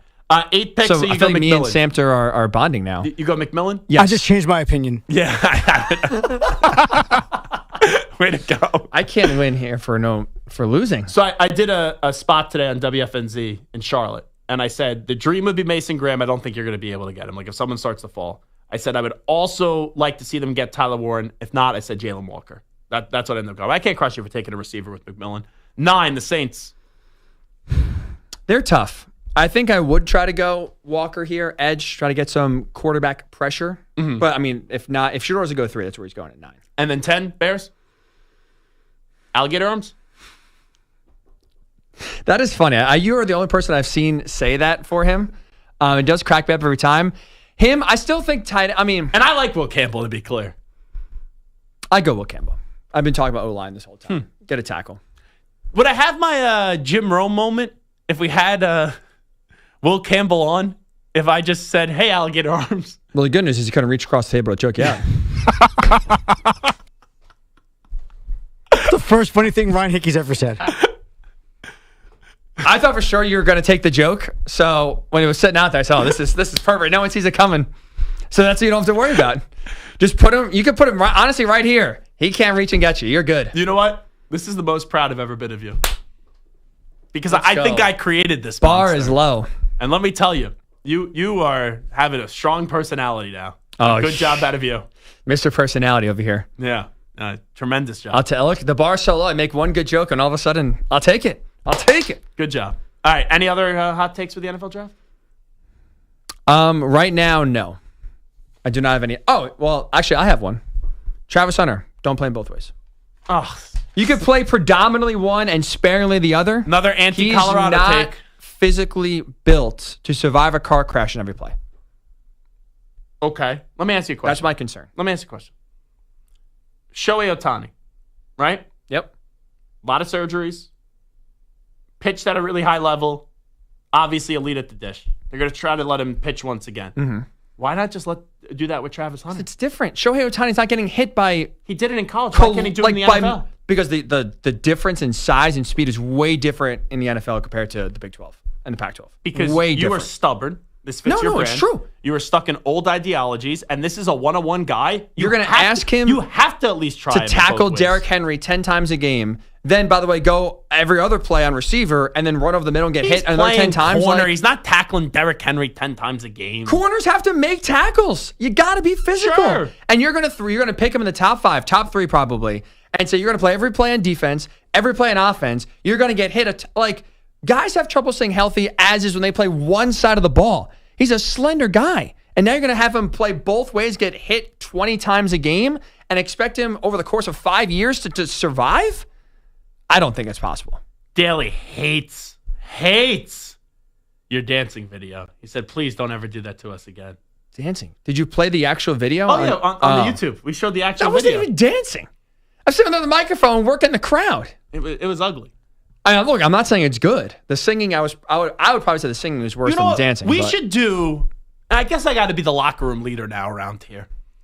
We should do like a karaoke night with the Infinity Sports Network staff. No shot. Why? Wow. Could not pay me enough to do that. I'll bring booze and some other supplements for you, Stu. You'll be there. Jeez. I could be there. I'm not singing. That was a quick no. No, you don't want to sing a little Summer Lovin', Stu? No, I'm good. Okay. That'll be your song, Stu? Summer 11? Grease? Yeah, that's what it was assigned to me, I guess. I don't know. Wow.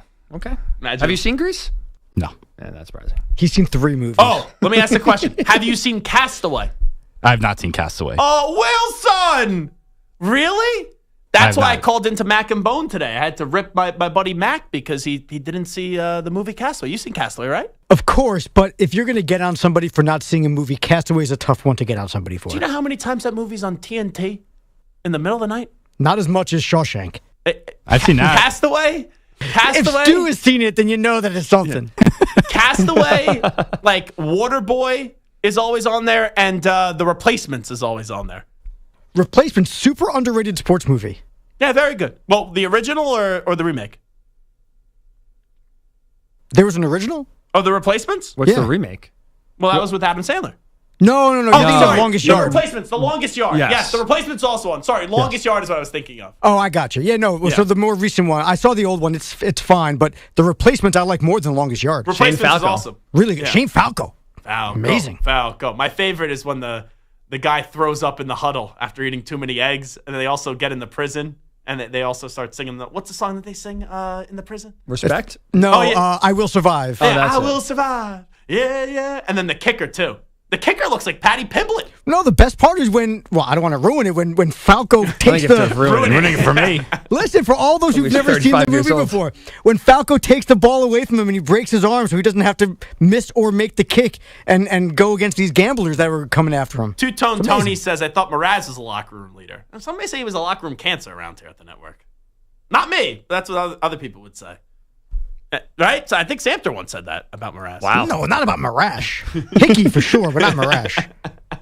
Thought we were bonding. Oh, maybe Shane it was Pete Falco. the Body who said that. Yeah, can you guys be friends here? Why can't we be friends? Why Listen, can't we be it's a healthy rivalry, right? It's kind of like Magic Bird. It's like the Patriots and the Jets. Who's Magic, who's Bird? I mean... All righty, we'll take a break. It is the Zach Gelb Show on the Infinity Sports Network. Coming on back. You're in a 5-minute break.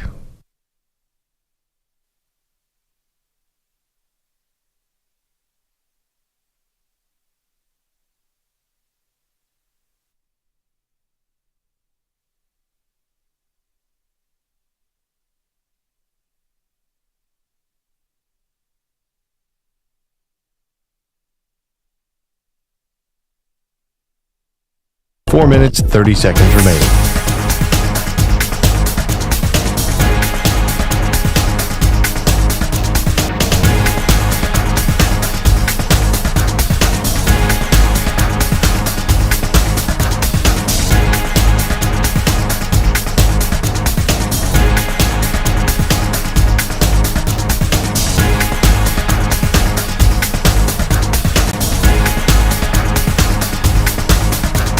Four minutes remaining.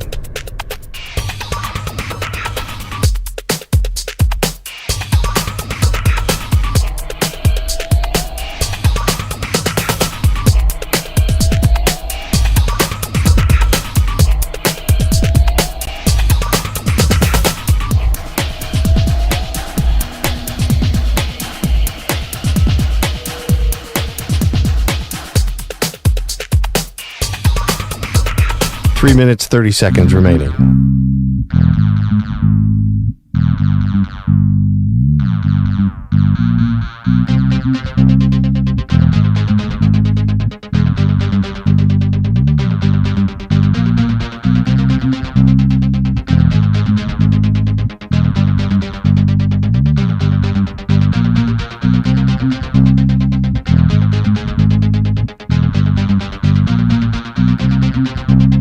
3 minutes remaining.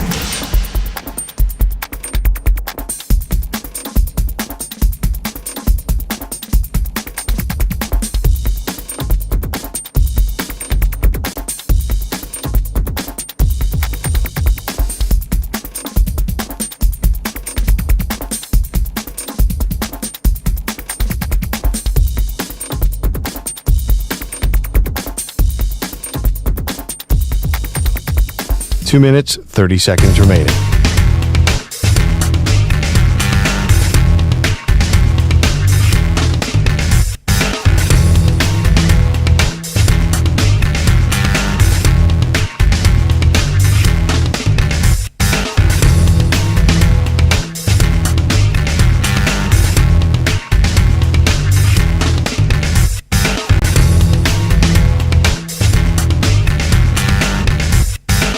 Two minutes remaining.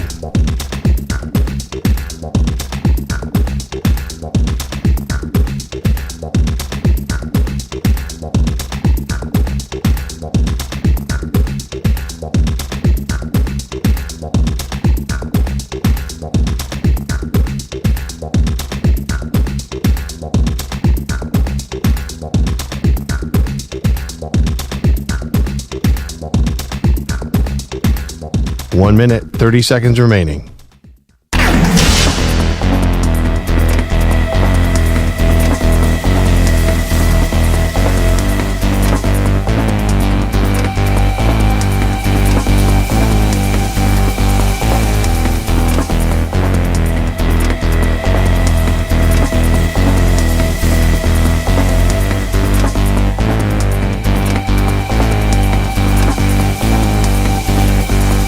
One minute remaining.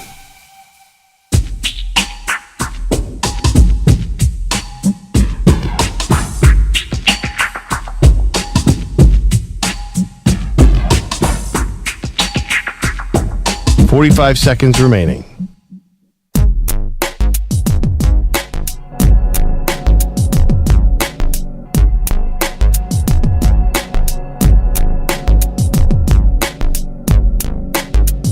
"30 seconds remaining.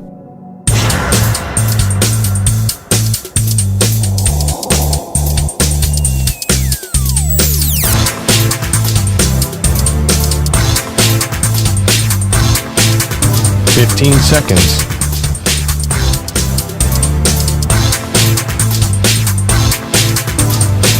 Break ends in 5 seconds.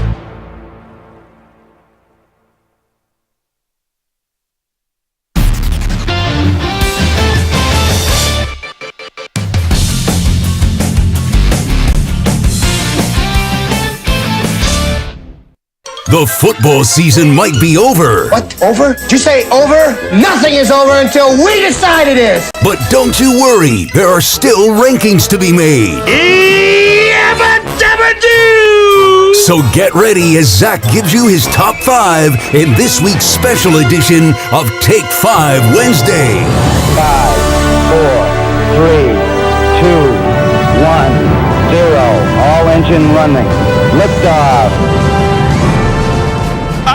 Take 5 Wednesday on the Zach Gelb Show on the Infinity Sports Network. Today, we are doing since 2000, not the 5 biggest NFL draft busts, but the 5 picks when they immediately happened that you knew were going to be flops.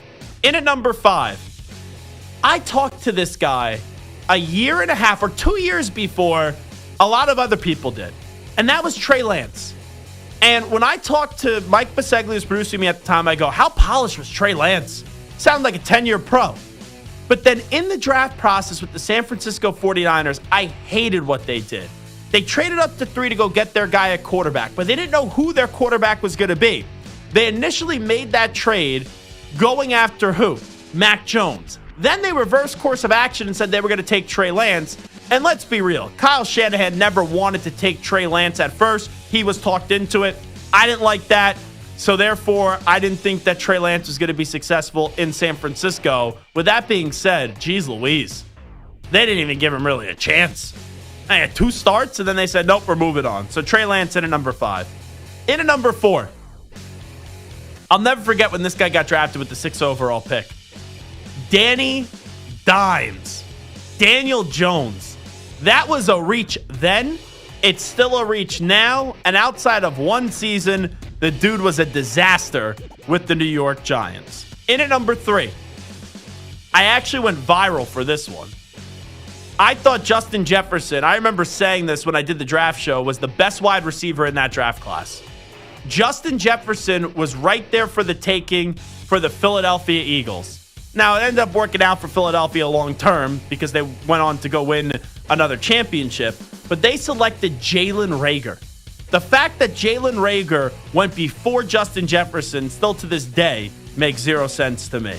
In at number 2, Stu, I'm surprised it took us this long to get to the Raiders. Me too. I think the Raiders could have 5 spots The whole here. list could be Raiders, yeah. When Cleveland Farrell went 4th overall, who thought that was going to happen? That was a stunner, Stu.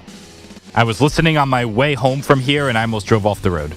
Literally. I'm not even kidding. I was driving on the New Jersey Turnpike, and I could not believe it. That was stunning. And then in at number 1, I was at this draft. And I'll never forget it. Now people will do a revisionist history and be like, oh, how was it not Patrick Mahomes? At the time, I thought Deshaun Watson was going to be going to the Chicago Bears. And the Bears trade up from 3 to 2. One spot with the Niners. The Niners moved back. They drafted Solomon Thomas. And the Bears ended up taking Mitch Trubisky. And I remember being at the draft, and I was doing my radio show. I was at 920 The Jersey, Stu. I was doing the radio show from that draft in Philadelphia. And there was a bunch of other shows. A show from Dallas was there from The Ticket. And everyone was like, what? Mitch Trubisky? So those are 5 picks since 2000. When they were made, I knew they would instantly be flops. Trey Lance, Daniel Jones, Jalen Reagor, Cleveland Farrell, and then Mitch Trubisky. Samter, speak now, forever hold your peace.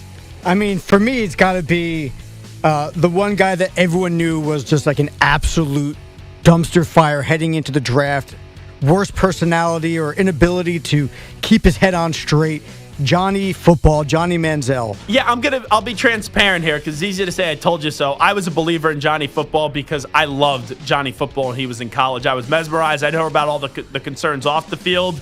I ended up going 22nd, right, to the Cleveland Browns, and it was a bleep show. But in the moment, I was not irate about that one.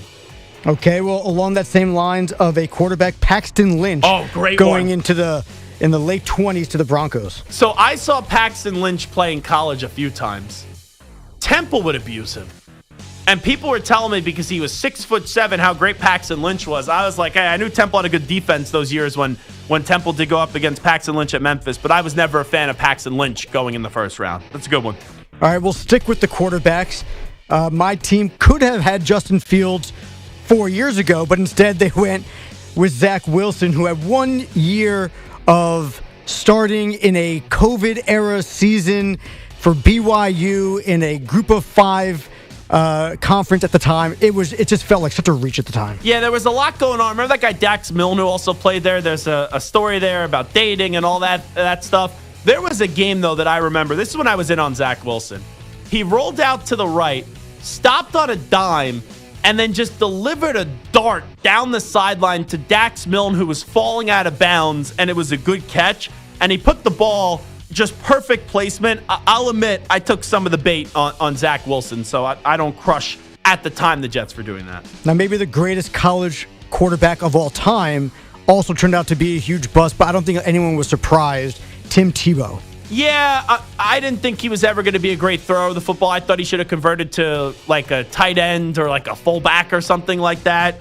So, yeah, that's definitely one of them. But he just wasn't picked high enough in the draft for me that puts him in the top 5, you know? He was still a first-round pick. Yeah, he was, but he wasn't a top 5 or a top 10 pick like these other guys that were mentioning. This is true. But outside of Jalen Reagor, that was the one not top 5, top 10 pick I went with. Now we're going to go with what we call the Raiders division. Alex Leatherwood, 100%. who was a second or third round grade, went number 17. He was the Outland Trophy winner, but he really didn't have a full position, and nobody was expecting him to go that high. Yeah, no, and say the other Raider just so we can get them all out of the way. Darius Hayward-Vay, who was ranked as the 3rd best receiver in the draft, went as the first receiver, 7th overall to the Raiders because he ran a 4.3 40, and they thought that he was blazing fast. So both of them are disgraceful. Stu, wasn't there a corner that they drafted from Ohio State? Or was that the Dolphin? Noah? No. It was a corner. Arnett? Yeah, Damon Arnett. Oh, Damon Arnett. Yeah. Yes.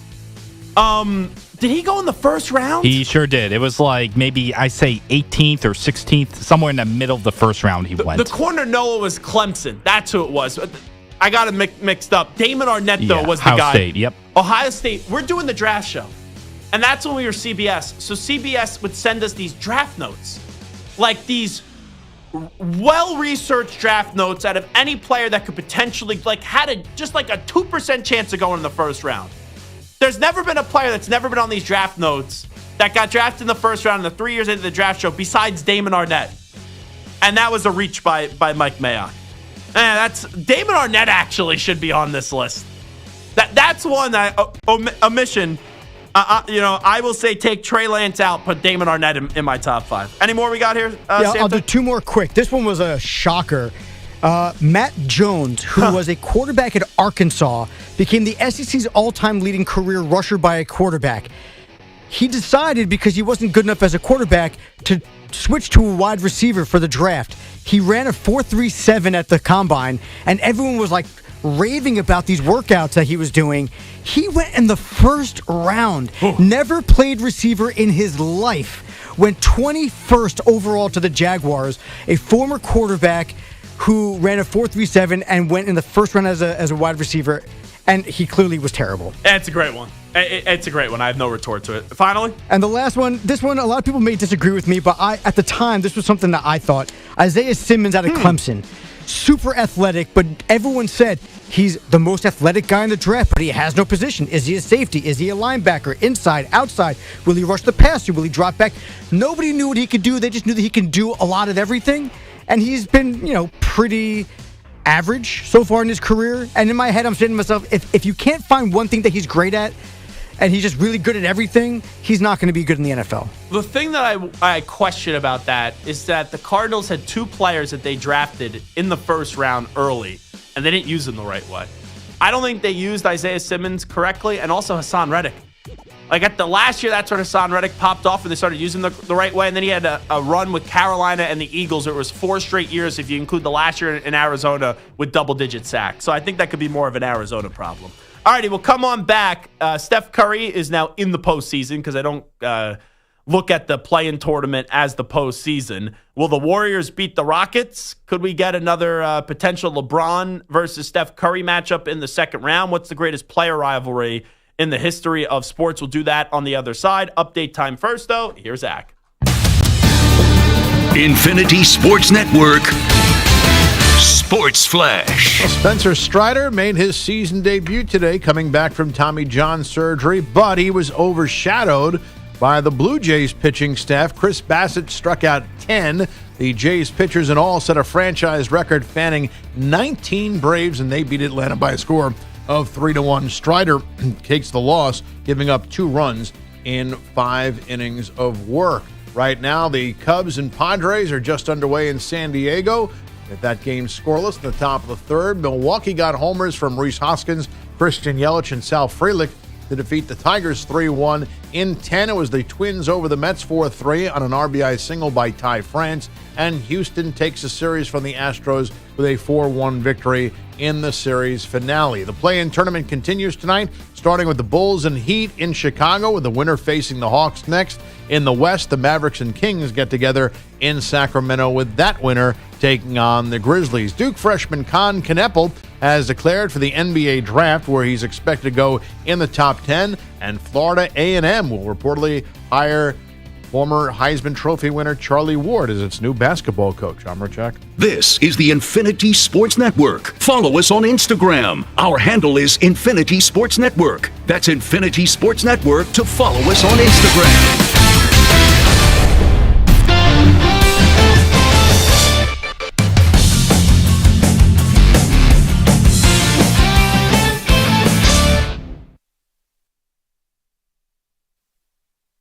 You're in a 5-minute break.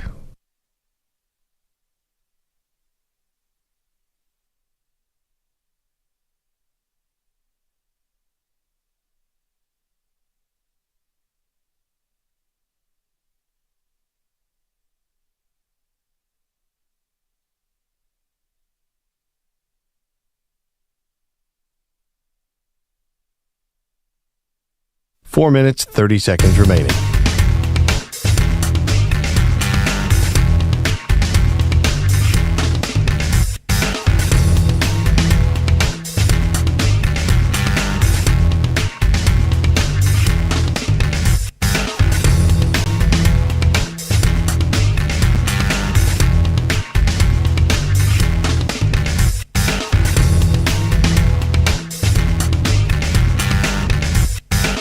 Four minutes remaining.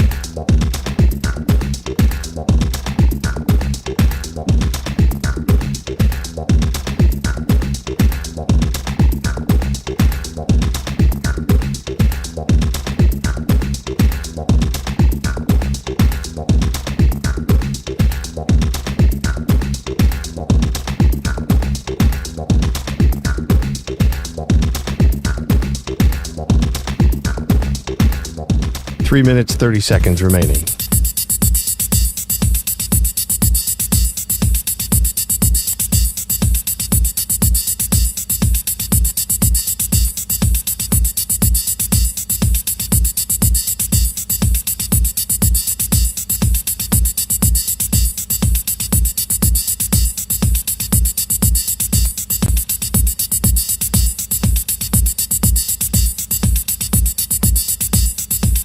Three minutes remaining.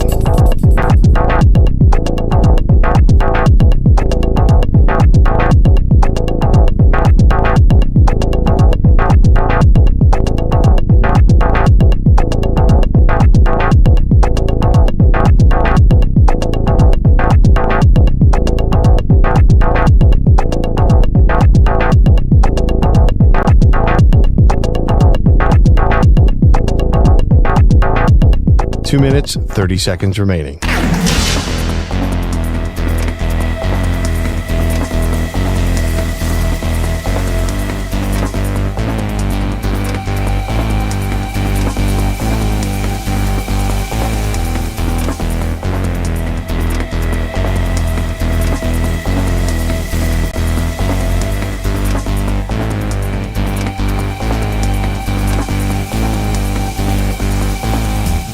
Two minutes remaining.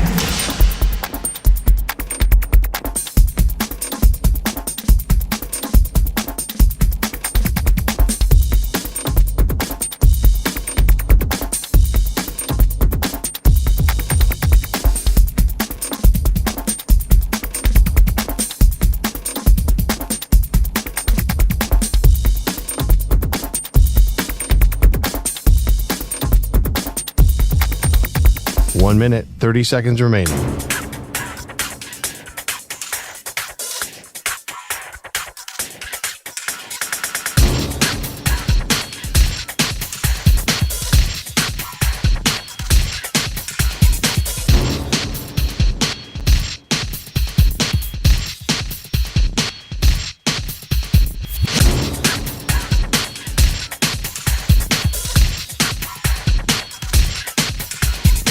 One minute remaining.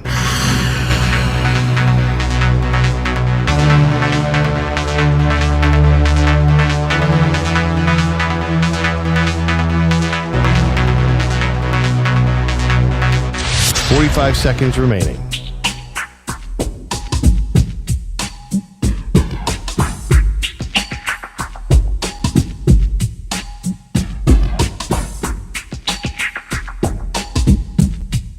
Thirty seconds remaining.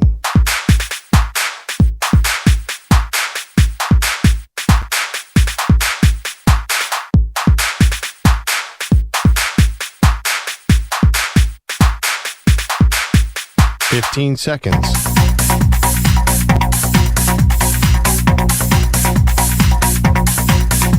Break ends in 5 seconds.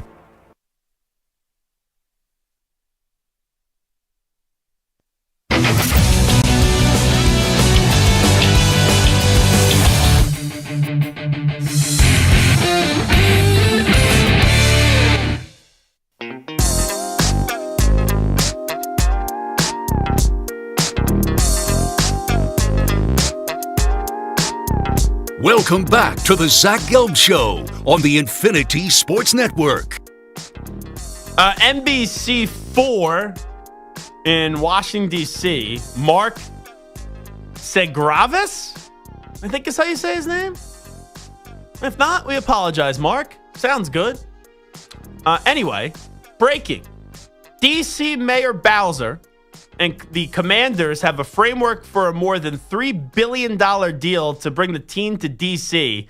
and build a new stadium at RFK campus in time for the 2030 NFL season. Details at 4 p.m. on NBC Washington. And that was the breaking news report. This is now 40 minutes ago, so, we were on time on that one. We didn't talk about other things. They don't have to interrupt the show for this. But I like that because I've been to the stadium in Landover, Maryland. That stadium is a dump. Terrible to get to. You leave, you try to take the train, right? They encourage, take public transportation. You got to walk like 3 miles to get to the train. It's terrible. And you come in a football stadium, let's be real, especially if you stew. You're enjoying yourself, you're having fun, and you got to walk then 3 miles. So this is going back to Washington, D.C. I don't know, 2030? It takes a while, I know we're 2025. I would have thought it'd been a little bit sooner if I'm being honest, yeah? Well, I mean, first of all, especially in a place like D.C., but really anywhere, you have to go through all these permitting. Sure. Right? You have to secure the funding. You have to go through a vote so that people vote on it, to make sure that public funding is officially put there. So even before the actual construction just takes time. And I believe the guy's name is Mark Segraves. Segraves, yes. Segraves. Sounds like I'm gonna go jump into a coffin or something like that. Segraves. I like Mark Segraves better. I like Segraves better. As you were saying, I'm like, what is he talking about? What's Segraves? Mark Segraves. I don't know. I looked at it. I just thought it was Segraves. Segraves. I wasn't expecting that. Is this gonna have a roof on it? Because if you put a roof on the joint in D.C., you'll get the Super Bowl. You get some March Madness as well. I was going to say, you might get a Final Four or something. Final Four. D.C. gets March Madness regardless, cool. But you get a Final Four there. I'm going to assume no, though, because I feel like they would say, it's a dome. They would at least say that. I mean, for $3 billion, you would think that they would have at least a retractable roof or something. Now, they are going to add this. Look how much they spent on MetLife Stadium. That place is a dump. No, see, it's not a dump. It's just terrible. It's a terrible stadium. It's just not a dump. It's very nice. It's just a terrible place to watch a football game. That stadium has no personality. I don't disagree with you. It was to expensive. SoFi Stadium. Go to a Legion Stadium that they just built. Yeah, it's awesome. Those are palaces. Awesome. MetLife Stadium, outside of this stadium in Landover, Maryland, is probably the worst stadium I've ever been to. It was terrible. As a Jet fan, we were supposed to have a stadium here in Manhattan. Yeah. And New Era Field, I think it's called in Buffalo. At least it's a dump, but it's fun to go to because it's Bill's Mafia's dump. That place at least is a fun time when you go there. And that stadium represents the culture and the backbone of that city. What are those things called? Do you have the bathtub? What is that called? When you have to go pee pretty much in the bathtub in the bathroom? Peeing in a bathtub? Yeah, there's a word for it. Yeah, it's one. Yeah, thing. It's called a tub, or I forget what it's called. I just call peeing in the tub. No, I'm not talking about what you actually do in your actual home. What are it's a communal urinal. What is that called? A trough? Trough. Thank you. Oh, a urinal. I think you said a tub. Oh, I was thinking of a bathtub. A trough is basically like a tub. Yeah, I was thinking of a bathtub. That's why I was like, yeah, I pee in the tub. Yeah. Oh, terrible. Absolutely terrible. Those things are weird. Yeah, you have to always have at least a full human being's body distance between you and the next person. I just walk into a bathroom. People start commenting like, "Oh, wow, impressive." I'm just like, "What? I'm just trying to go to the bathroom here."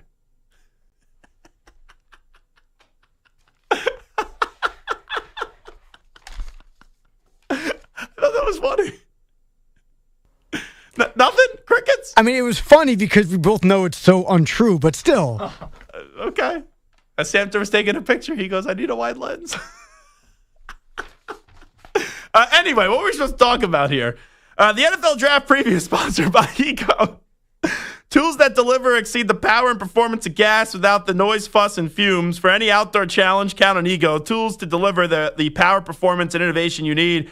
Ego, power beyond. Today is the last day of top 30 visits being allowed. Michigan cornerback Will Johnson is visiting the Seahawks. Tennessee edge rusher James Pierce is visiting the 49ers. Ohio State running back Travion Henderson is visiting the Broncos, and Texas offensive lineman Kelvin Banks, haven't heard his name much in this draft process, is visiting the Cardinals.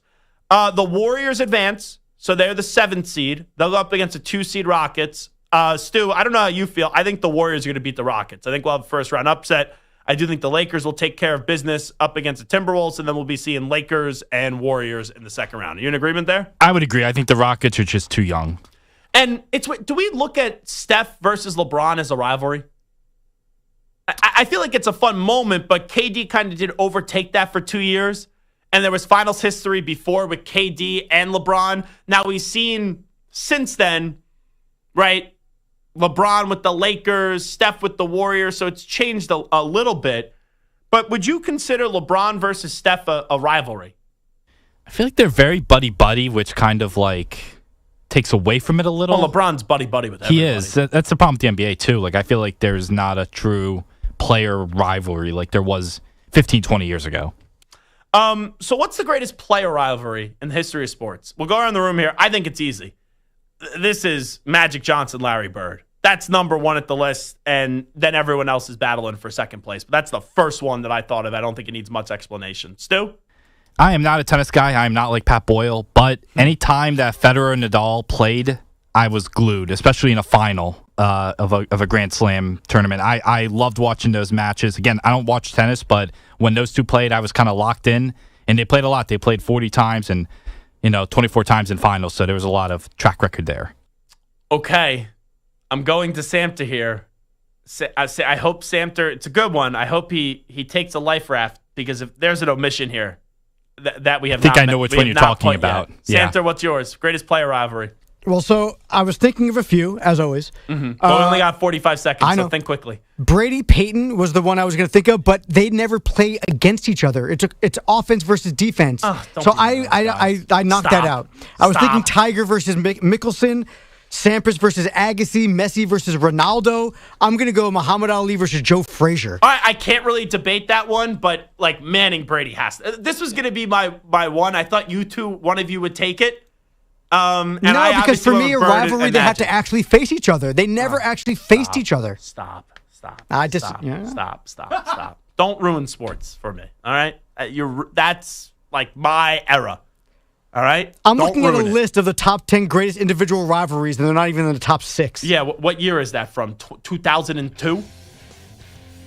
Come on, stop. All right, 2025. Yeah. All right. You can put anything on the internet these days. What is that, AI? Is that bot 3456 writing that? That has yours as the number one. Yeah, well, that's an obvious one.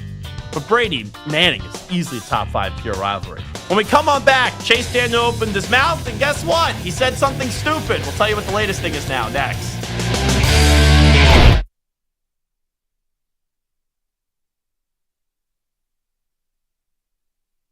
You're in a 5-minute break.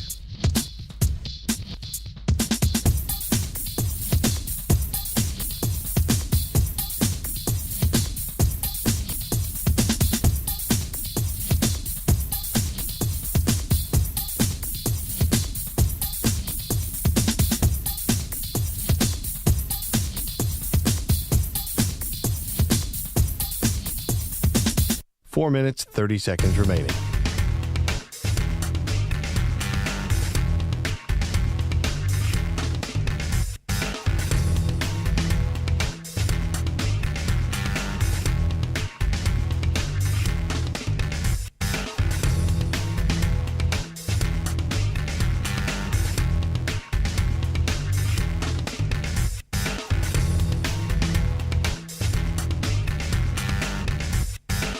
Four minutes remaining.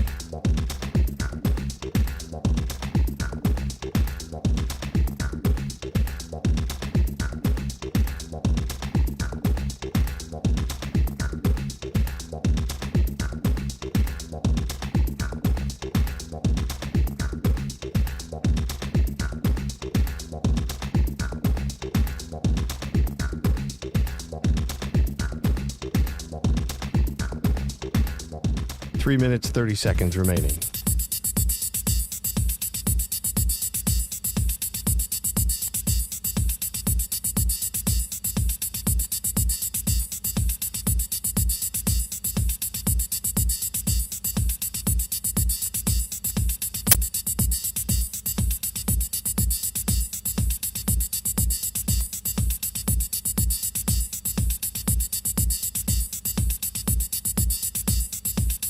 3 minutes remaining.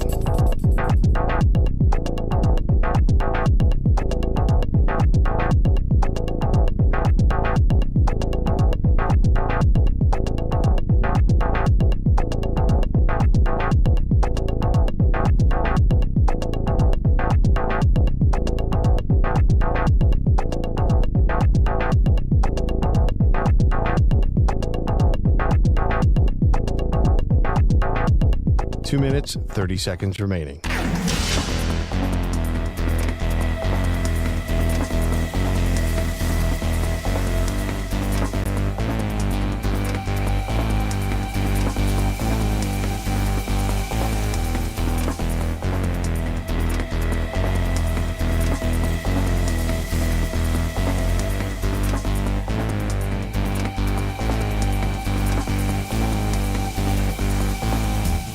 Two minutes remaining.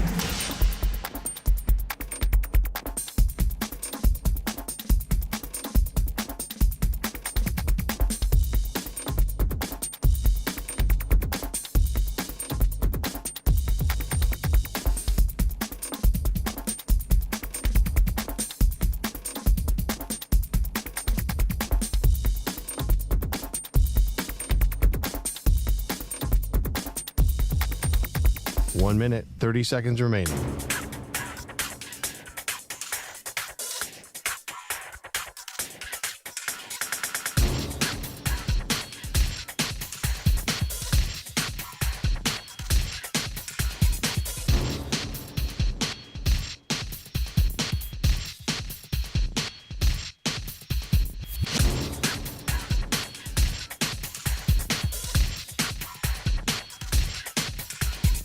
One minute remaining.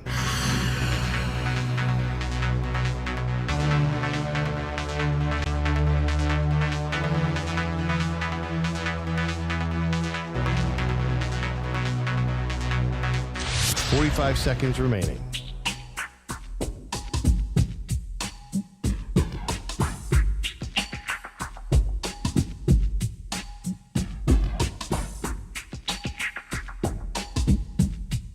Thirty seconds remaining.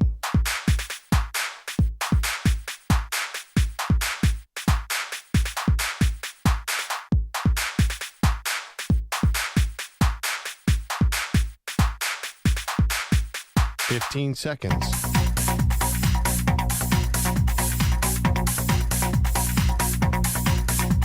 Break ends in 5 seconds.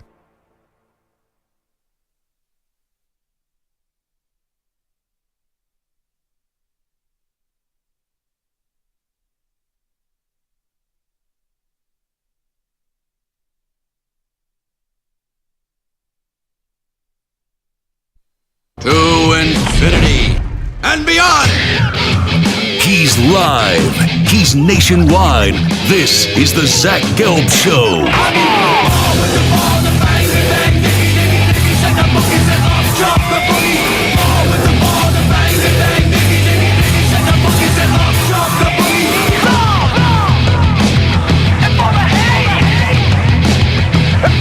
Here's your host, Zach Gelb.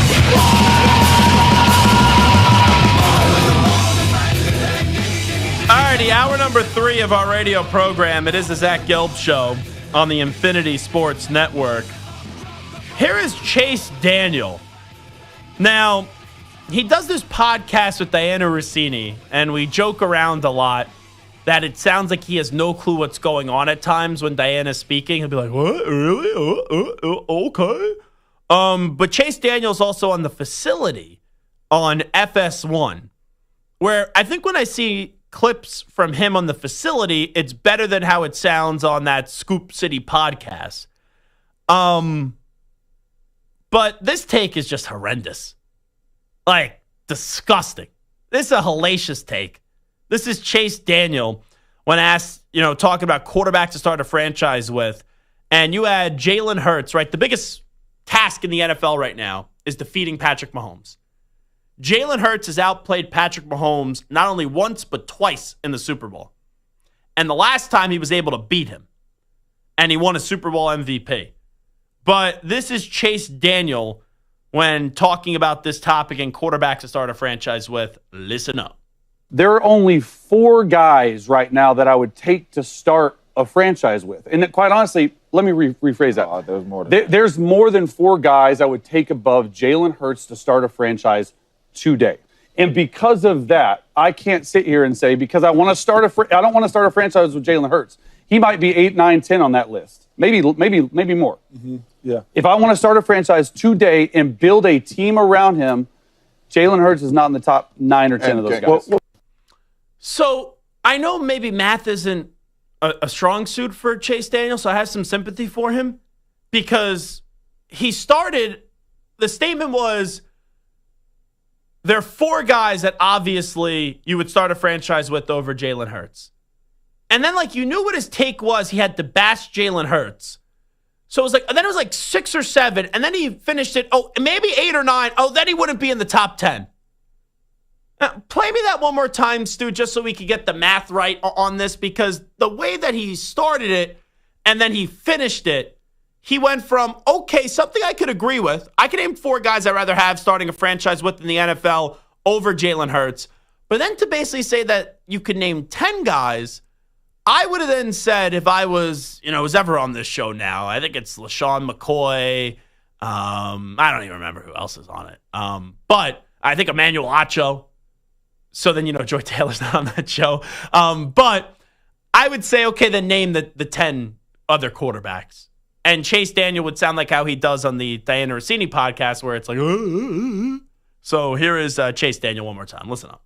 There are only 4 guys right now that I would take to start a franchise with. And quite honestly, let me rephrase that. There's more than 4 guys I would take above Jalen Hurts to start a franchise today. Okay. And because of that, I can't sit here and say, because I want to start I don't want to start a franchise with Jalen Hurts. He might be 8, 9, 10 on that list. Maybe more. Mm-hmm. Yeah. If I want to start a franchise today and build a team around him, Jalen Hurts is not in the top 9 or 10 of those guys. Not top 9 or 10? You cannot tell me 10 quarterbacks that you would rather have to start your franchise with right now over Jalen Hurts. Unless if you're getting cute and you're like, Arch Manning. Or you're getting cute and you're talking about guys that aren't in the NFL yet. That is impossible. Impossible. Chase Daniel, and I gather he doesn't love Jalen Hurts, right? From the clip. But I think there's more to that. Because I remember his name getting thrown out in the Philadelphia media landscape. This guy always hates on Jalen Hurts. The dude just proved you wrong.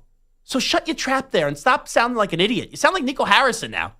You did something stupid, and now you're doubling and tripling and quadrupling down on it.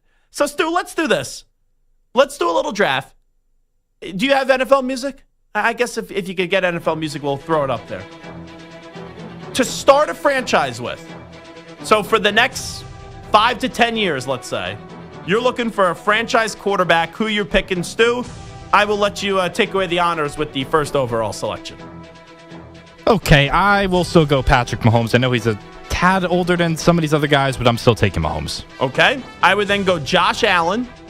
And then after Josh Allen, I would take Joe Burrow. I'll go Joe Burrow. All right, interesting. I will go Lamar Jackson. I know the playoff success hasn't really been there to his liking, but I still would take him there. And then I would go Jalen Hurts right after that. I think he's easily top 5, so what Chase Daniels said I think is incorrect. So then I would go with Jaden Daniels after what he just did. Now, here's the tricky part, because I'm looking at my top 10 quarterback list. Mahomes was on there. Allen was on there. Lamar Jackson was on there. Joe Burrow was on there. Jalen Hurts was on there. Jaden Daniels was on there. So those 6 are already off the board. I have Matthew Stafford as the 7th best quarterback. Matthew Stafford's probably playing another year or 2. So then I'm going to go with someone who, in his first 2 years in the NFL, has done a really good job. And there's still room for growth, but he's made the playoffs twice, and he has 2 playoff victories to his name. I'm going with C.J. Stroud. Okay, the next 2 guys I have, both of them are kind of somewhat proven, but not totally proven. You don't know totally what you're getting, but I think they're still young enough to get to top 5 or 6 level quarterbacks. The first one, I think, is Jordan Love. I know he didn't have a great of year at times. Maybe he didn't make that jump I thought he would last year, but I would still consider him there. And also Justin Herbert. I think this is a big year for him. Obviously, year 2 under Harbaugh. Can they get to the playoffs and maybe win a playoff game and maybe can have some better numbers than he did last year? Okay, I was definitely thinking of Herbert. Jordan Love, I still need to see more, but I understand that it was under consideration. Can I ask a question here? Baker Mayfield. He's 30. Yeah. I think Baker Mayfield is one of those guys, he's a top 10 quarterback. If I need to start a franchise from the bottom up tomorrow, I don't know if I'm selecting Baker Mayfield. So then the question becomes, who do I make my final selection with? So far off the board, in this order, you're starting a franchise tomorrow. Who are you taking at quarterback? Patrick Mahomes went 1, Josh Allen went 2, Joe Burrow went 3, Lamar Jackson went 4, Jalen Hurts went 5, Jaden Daniels went 6, CJ Stroud went 7, Jordan Love went 8, Justin Herbert went 9. So Drake May, you could throw him in the hopper. Tua Tagovailoa, no. Steelers, no one. Browns, no one, no. Colts, no one. I'm not throwing Trevor Lawrence in there with what we've seen. Could you throw Cam Ward in the hopper, maybe? Right, it's a draft pick. I'll throw him in the hopper. Bo Nix, throw him in consideration. Geno Smith, no. Dak Prescott, no. Giants don't have one. You want to throw Shedeur Sanders in the conversation? Fine. Throw him in there. Jared Goff, no. J.J. McCarthy, no. Caleb Williams, throw him in the conversation. Baker Mayfield, throw him in the conversation. Michael Penix Jr., throw him in the conversation. Derek Carr, I'm not throwing you in the conversation. Kyler Murray, I'm not throwing you in the conversation. Brock Purdy, I'm not throwing you in the conversation.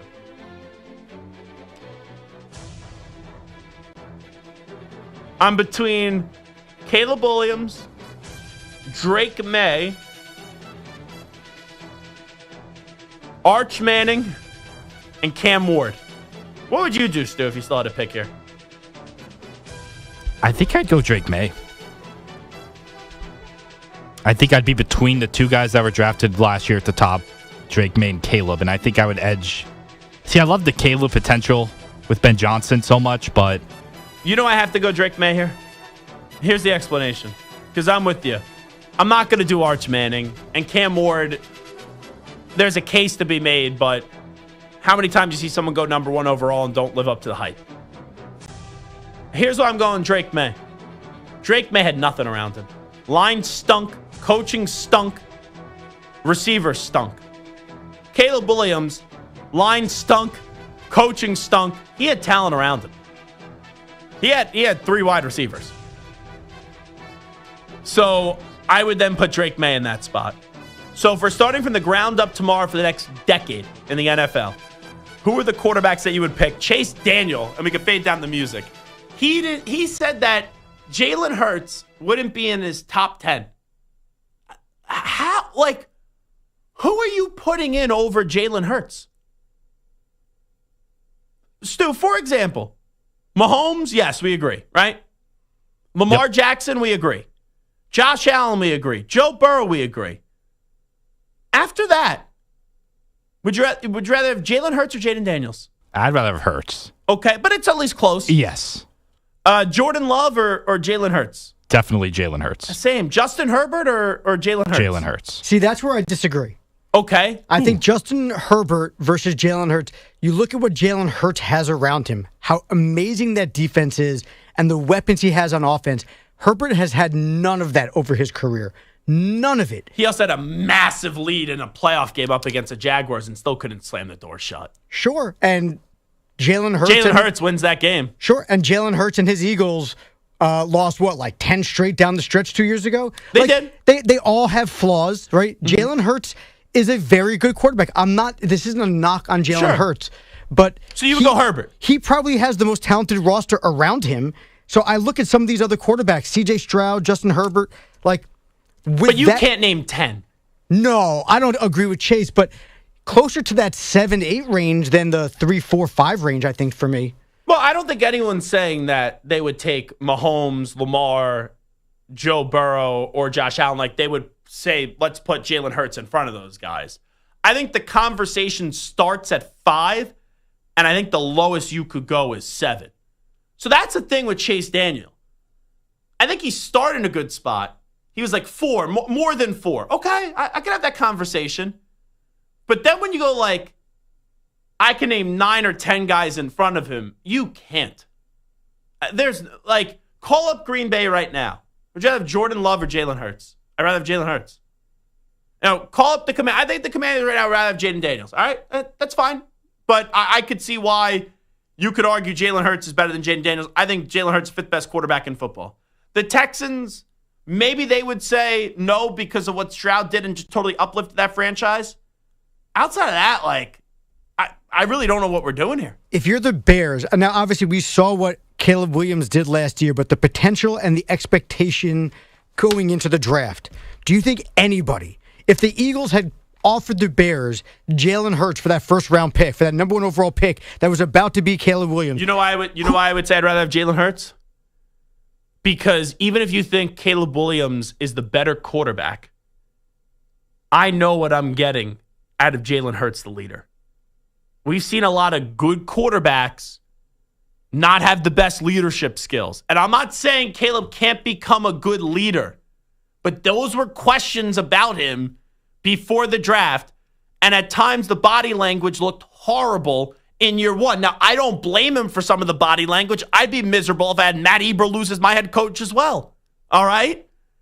But you got to rally. Like Drake May, he got his ass kicked in year 1. I saw good leadership skills there. Obviously, it goes without being said, Jaden Daniels, tremendous leader right away. Jalen Hurts is one of the best leaders in the sport. And here's the thing. He doesn't always have the best body language. There's times I say I'd like to see him enjoy the moment a little bit more, be a little bit more rah-rah. But in that locker room, you know who the leader is. You know who's stirring the drink in that locker room. The straw that stirs the drink. It's Jalen Hurts. So, yeah, I would rather have right now, with what I've seen, outplaying Mahomes twice in a Super Bowl. It's not like he's going up against Joe Schmo in the defense. You have Steve Spagnuolo, arguably the greatest coordinator the game has ever seen. What Hurts has done is magnificent. And the bigger point here is, I think we need to stop talking necessarily and be like, oh, the weapons around Jalen Hurts is the only reason why he's successful. You could put Jalen Hurts in a lot of other places, and he could have just as much success as he's had in Philadelphia. Like, if you put Jalen Hurts, let me ask you this. And I said I'd rather have Lamar Jackson over Jalen Hurts. You put Jalen Hurts on that Ravens team 2 years ago when their home field advantage in the playoff game, you don't think he's finding a way to get the job done? Similar style play quarterback. I'm thinking he's fine. I think he's got at least 2 touchdowns in that game, I'll tell you that. Jalen Hurts has the clutch factor and he has the leadership factor, for sure. But as a thrower of the ball, as a runner of the ball, as a talented quarterback at that position. I'm not saying he's more talented than Lamar. It's not even just about talent. Just about yes, he's a better leader, and yes, he is a more clutch player. Peyton Manning had more talent than Tom Brady. Like that's me saying that as a Brady guy. Wow. He physically had more talent than Tom Brady. So Tom Brady's not the GOAT. Okay, no, good to know. Aaron Rodgers physically had, this is what makes Brady the GOAT. Aaron Rodgers had more talent than Tom Brady. Brady still kicked their ass every time. It's a certain mentality. Almost every time. All right? Like, look, ask Peyton Manning which career we'd rather have. Ask Aaron Rodgers which career you'd rather have. All right? I'm just saying there's a certain thing that is above talent there. And going up against the Chiefs defense, I've seen Jalen Hurts in the Super Bowl drag it up and down the field twice. Lamar Jackson, that playoff game 2 years ago, that offense was terrible. Terrible, terrible, terrible, terrible. I think if you put Jalen Hurts in Cincinnati, you don't think he could do what Joe Burrow's done in Cincinnati? No way. Wait, hold on. You're telling me it's all about the talent. He's got Joe Burrow and he's got Jamar Chase and T. Higgins.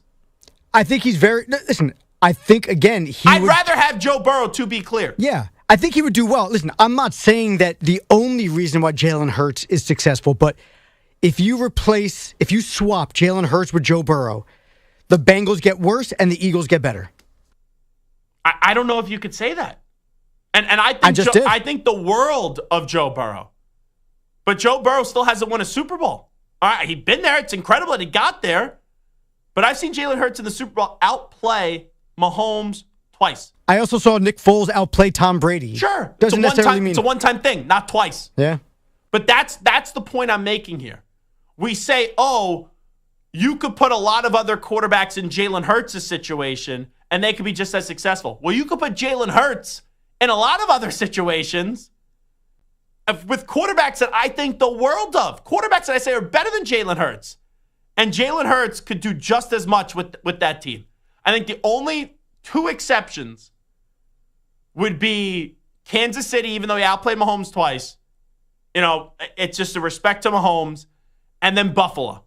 Like, there was nothing in Buffalo this year. We're talking about James Cook as the next best player in Buffalo, who's a solid, good running back. That's a little bit different. But after that, I think you could put Jalen Hurts in Houston. I think you could put Jalen Hurts in Los Angeles. I think you could put Jalen Hurts in Green Bay. I think you could put Jalen Hurts in Cincinnati, Jalen Hurts in Baltimore.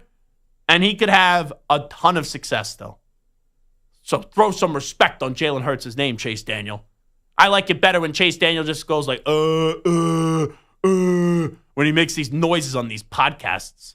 And he sounds like he has no clue what's going on. It sounds like he's hanging out with Stu after, taking a few substances or something like that.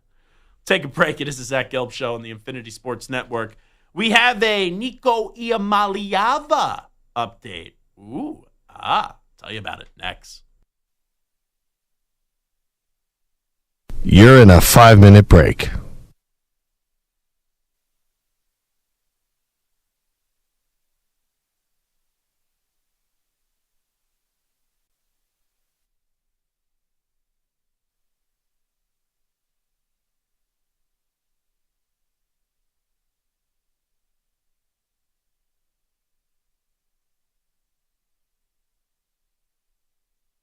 Four minutes, 30 seconds remaining.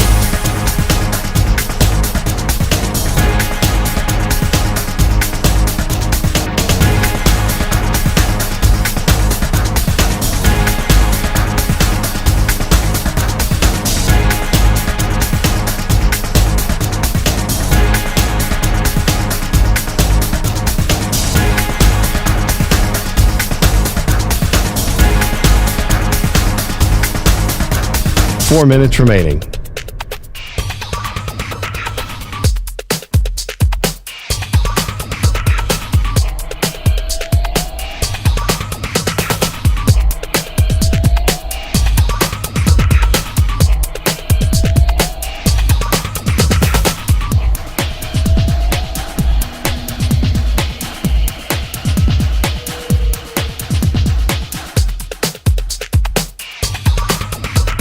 Three minutes, 30 seconds remaining.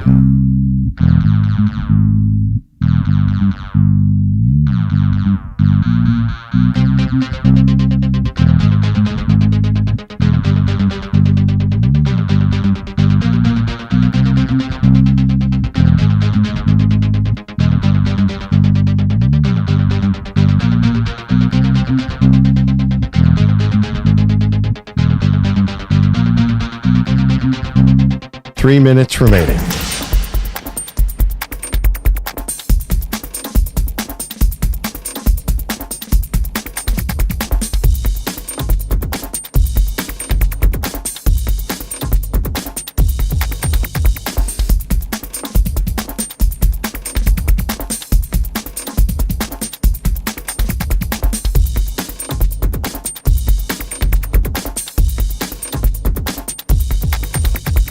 Two minutes, 30 seconds remaining.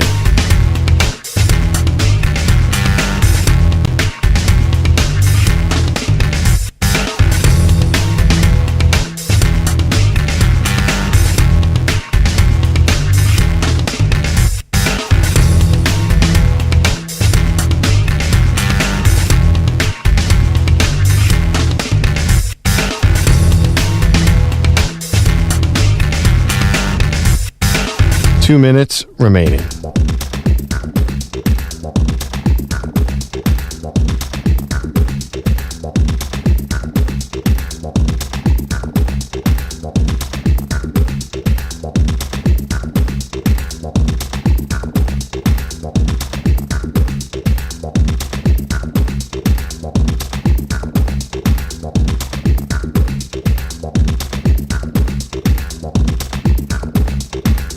1 minute, 30 seconds remaining.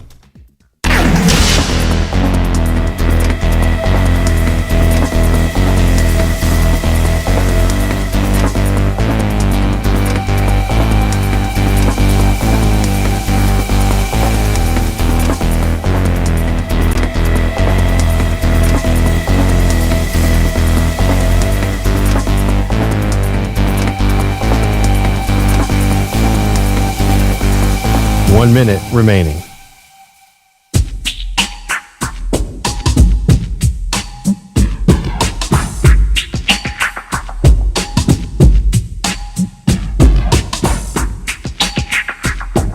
"45 seconds remaining.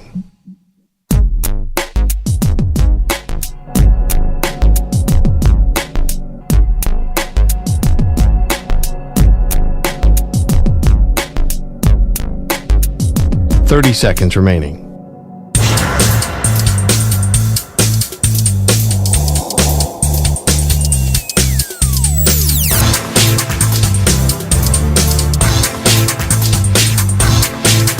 "15 seconds.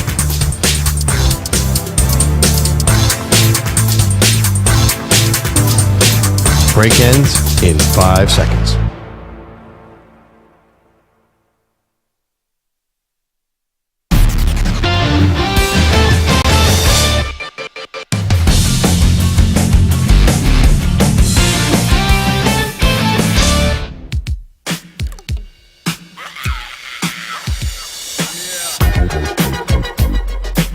Welcome back to the Zach Gelb Show on the Infinity Sports Network. It is the Zach Gelb Show on the Infinity Sports Network. So Colin Cowherd had a report, and he's Mr. West Coast, even though he's moving to Chicago. Tennessee transfer Nico Iamaleava is going to go to UCLA. Colin Cowherd said it's a done deal. Colin said family still claims it's not about the money. It's about the Vols football offense. So that is what Colin Cowherd said, and now The Athletic has scooped in, and they have said that Nico Iamaleava is expected to transfer to UCLA. Now, I understand Colin has good sources, and I understand The Athletic has good sources. This one was pretty easy to figure out. We had a graphic earlier in the week, right? It was Notre Dame and Oregon were the first two teams nationally, and USC that were thrown out there. Those three teams, the big brands. Well, supposedly Dan Lanning called Josh Heupel and said, people are shopping Nico Iamaleava before the transfer portal opened. So Oregon was then out. Then you heard that Notre Dame was out. And nothing really came out of USC. Now, we can't go to an SEC school. So then the second graphic that we saw, it was UCLA, it was Tulane, and it was UNC. Well, UNC was out and Tulane was out. So then a lot of us thought, maybe he's going to go to UCLA. But when it was reported today that he entered the portal with a do not contact tag on him. So that kind of made me think he was definitely going to UCLA. Think about this. You are going from Tennessee in the SEC to an irrelevant football program in UCLA in the Big Ten. Now, the Big Ten's a wonderful football conference. Right now, it's a preeminent conference in college football. They had the last two national champions. It's a tug of war between the Big Ten and the SEC for the best team or the best conference in college football. But what a gross overplay this was by the Nico Iamaleava camp. And also, save me the nonsense. Because I read that article. Samter sent me the article before the show that his family is claiming it had nothing to ever do with money. This was always about the offensive line and getting better weapons, and they wanted assurances from Josh Heupel and the Tennessee program. UCLA is a better destination than Tennessee? Come on. What are we doing here? If you think it's about the money, it's always about the money, right? This had to be all about the money. And I don't know what UCLA is going to give him, but it's not like Nico, and no one knows the money yet. He thought he could play and talk a big game. And he overplayed his hand. And his dad overplayed his hand here. And I know it's not easy, but if I was Nico, I would have said to my dad, hey, thanks, I got it from here. And I would have called Josh Heupel and said, what do we have to do to make this work? I want to make this work now. Let me cut that out of the picture here, and let's just deal with me, and let's figure this thing out. It's It stinks. Because I was 4 or 5 weeks into the season, I was like, wow, this Nico Iamaleava kid. You look at, I was talking about draft 2 years from now. Like Arch Manning, him, talk about some of these guys that are on the rise, Dylan Raiola in college football. I remember we did a segment. It was like quarterbacks on the rise that down the road could be great NFL quarterbacks 3-4 weeks into the college football season. And we talked about Dylan Raiola at Nebraska. We talked about Nico Iamaleava at Tennessee. And then we talked about Arch Manning, who we haven't seen start much at Texas, but now he's going to be their full-time starter. And Nico is now going to UCLA after you just had Tennessee in the college football playoff. Whew. Here is Urban Meyer. This is on his Triple Option podcast on the Nico Iamaleava situation. Here's the reality is Tennessee is screwed. They got a problem. You lose a potential high draft pick. You have the backup quarterback left last year, and now you have a redshirt freshman that threw 9 passes and a freshman. You have 0 experience. And the portal opens as we speak. They are going to have to go get one. So I don't know what the answer is, but it happened. He had a good year, first year starting quarterback, but I as a guy that's been involved almost 40 years in this game, I can't believe this happened. He's right. I don't think that this is a winner or a loser here. Because don't get me wrong, Tennessee with Heupel, they may find a way to make it work because Heupel's a very good coach. But let's be real about this. If you put True Serum in the coffee of Josh Heupel, would you want Nico Iamaleava starting for this team this upcoming year? The answer would have been yes. Now, a lot of nonsense did go on that prevented that situation from happening. But when this story first broke, I'll put my hand up. I did a sportsman on. I talked about it on this show. I said, someone associated with the collective, someone involved with the NIL, some booster, they're going to find a way to get the job done. Now, maybe it won't be $4 million, but they'll increase it from 2, and they'll find a way for him to stay at good old Rocky Top. But this was the first time we've really seen, I know you had the Matt Sluka situation at UNLV, with a big-time program that, in this era that you could talk about, where usually it's the kid that keeps on winning, and I'm all for transfer portal, name, image, and likeness, even though it's a Wild Wild West, where the school finally said, this is enough. Enough is enough. And I think because they were the first school to stand up with how ridiculous this process can be, even though players should be able to get paid, I think they got a lot of positive views and a lot of a positive reception. With that being said, though, both can be true. People could be like, good for Tennessee, bad on Nico Iamaleava, but then what are you going to do at quarterback this year? Because I haven't, taken a gander yet at the Tennessee schedule and how it lines up. But if Tennessee starts the season off on a slow start, you want to talk about how quickly that narrative is going to change? Where we're going to then start saying, hey, don't you wish you had Nico Iamaleava? Now, they start the year off with Syracuse. That's not your grandfather's Syracuse, all right? That's Fran Brown's Syracuse. Then they play East Tennessee State, so you should beat them. But also, Notre Dame should have beat Northern Illinois, you would have thought, this year. Sorry, Stu. Then you have Georgia. That's a tough one. UAB, Mississippi State, Arkansas. So the first 1, 2, 3, 4, 5, 6 games outside of Georgia, manageable. You have fewer than 4 wins there. Ooh, that's going to get ugly. I think most Tennessee fans are going to expect to win 5 out of the first 6, though. Then you play Alabama, Kentucky, Oklahoma, New Mexico State, Florida with DJ Lagway, and then Vanderbilt. That's not a terrible schedule. For what it could be in the SEC, that is not a terrible schedule at all. So I look at this. Honestly, I'm going to be generous here. If they have more than 4 losses this year, that's a disaster. Quite frankly, my first feel, they should only have 3 losses this year without even knowing what's going to happen with their quarterback situation, just when you look at the opponents on the schedule. You have Like 4, I'll be okay. It's not like the sky is falling. But you have any more than 3 or 4 losses? Whew. How are people going to talk about this Nico Iamaleava situation? I think it's going to be a lot, and I mean a lot differently.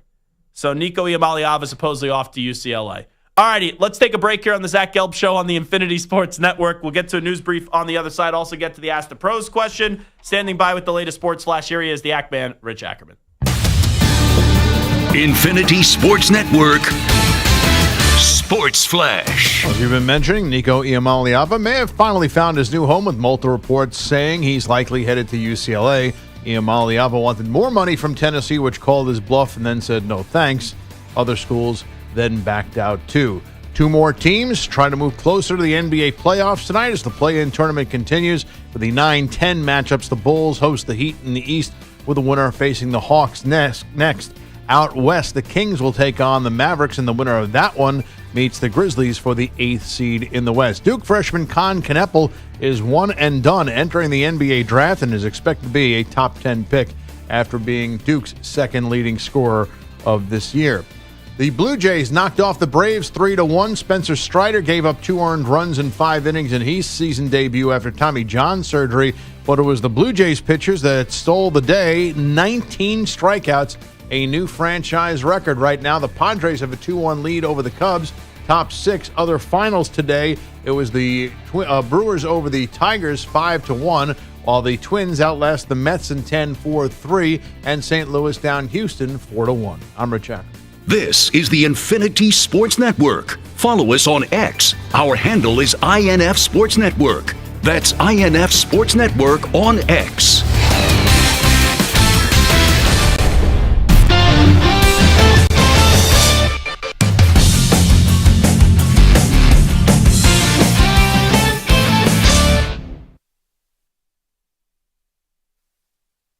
You're in a 5-minute break.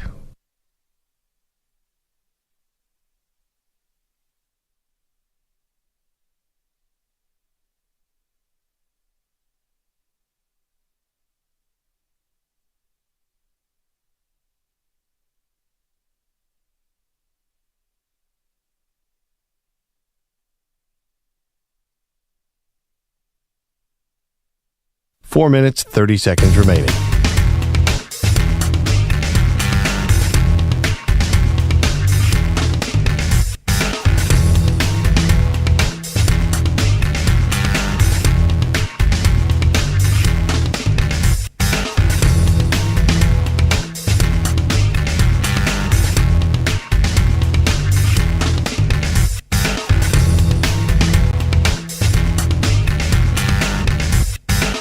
Four minutes remaining.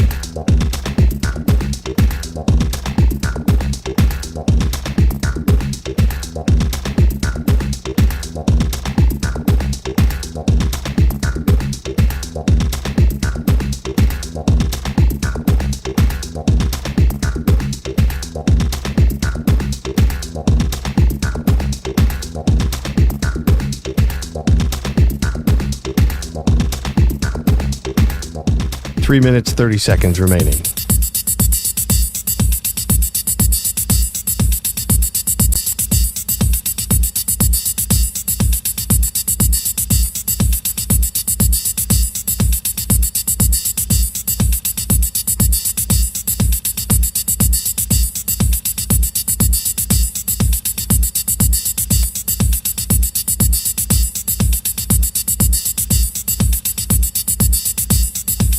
Three minutes remaining.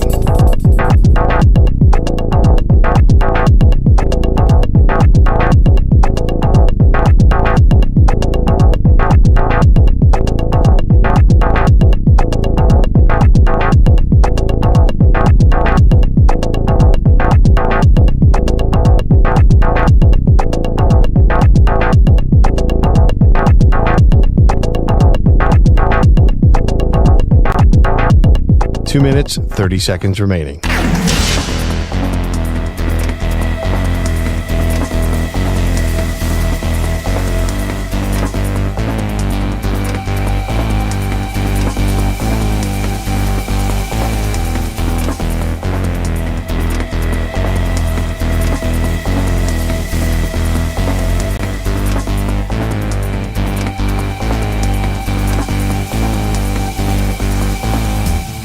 2 minutes remaining.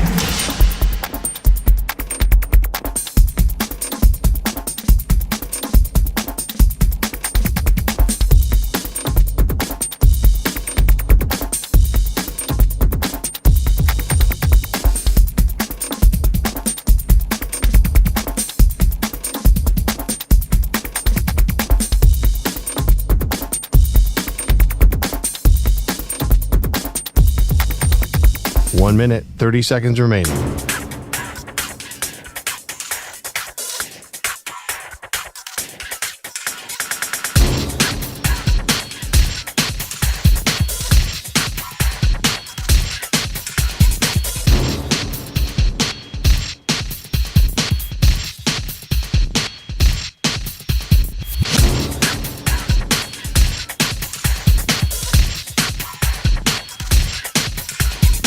One minute remaining.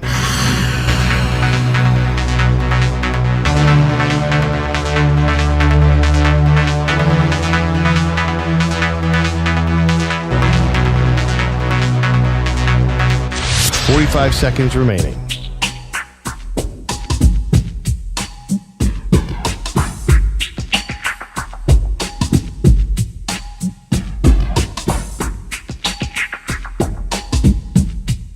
"30 seconds remaining.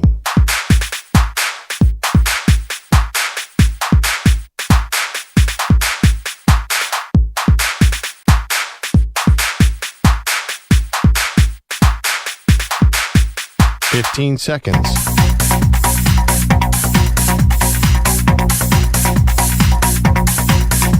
Break ends in 5 seconds.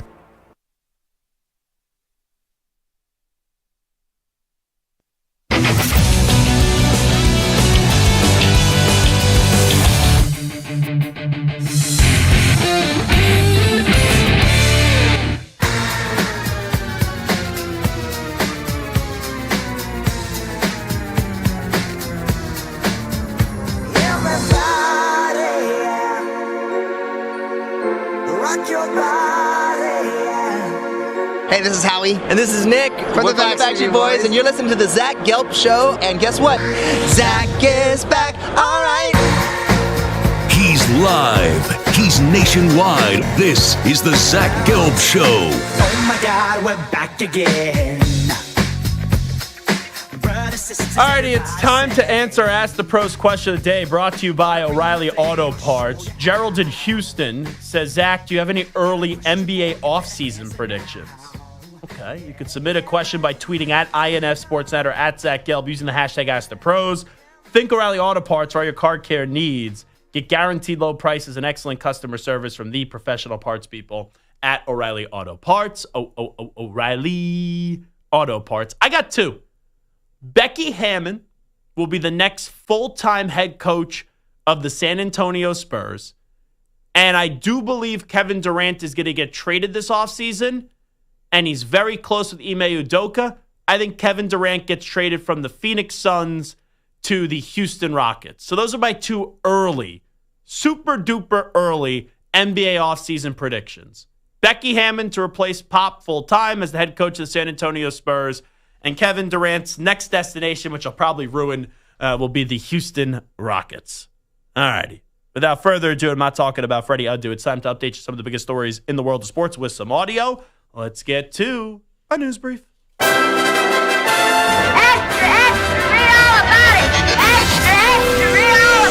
Time for your daily news brief. We get you caught up on the rumors, reports, and reconnaissance from the day in sports. Scoop City Podcasts. I'm their biggest fan. 5 stars. -4.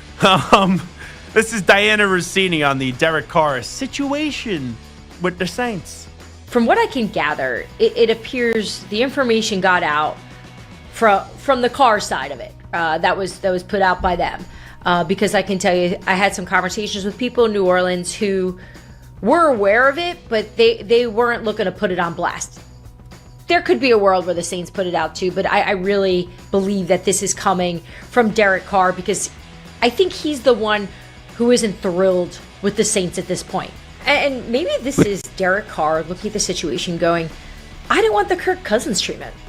I don't want to be your quarterback. You guys draft a young guy coming in here, and it's basically when is he going to play, right? Which then makes a quarterback room tense. I'm laughing because you just hear those noises from Chase Daniel. Was he belching in that clip, Stu?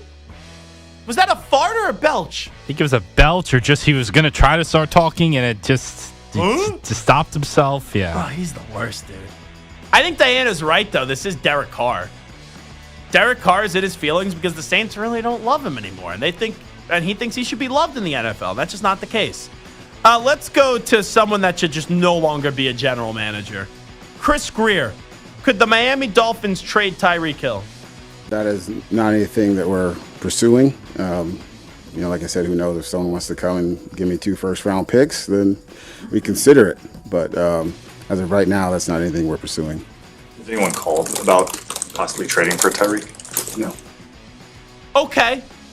So Tyreek at the end of the season, right, had that entire incident where he's like, I'm done, I'm leaving the Dolphins. Then he walked it all back. So does that seem like someone who's a leader? No. With that being said, though, it's one thing to keep Tyreek Hill on your team and not trade him. Here was Chris Greer, though, when he was asked about who are the leaders now of the Miami Dolphins. We do, and some of the players we added are quality human beings and people that have been leaders at other teams.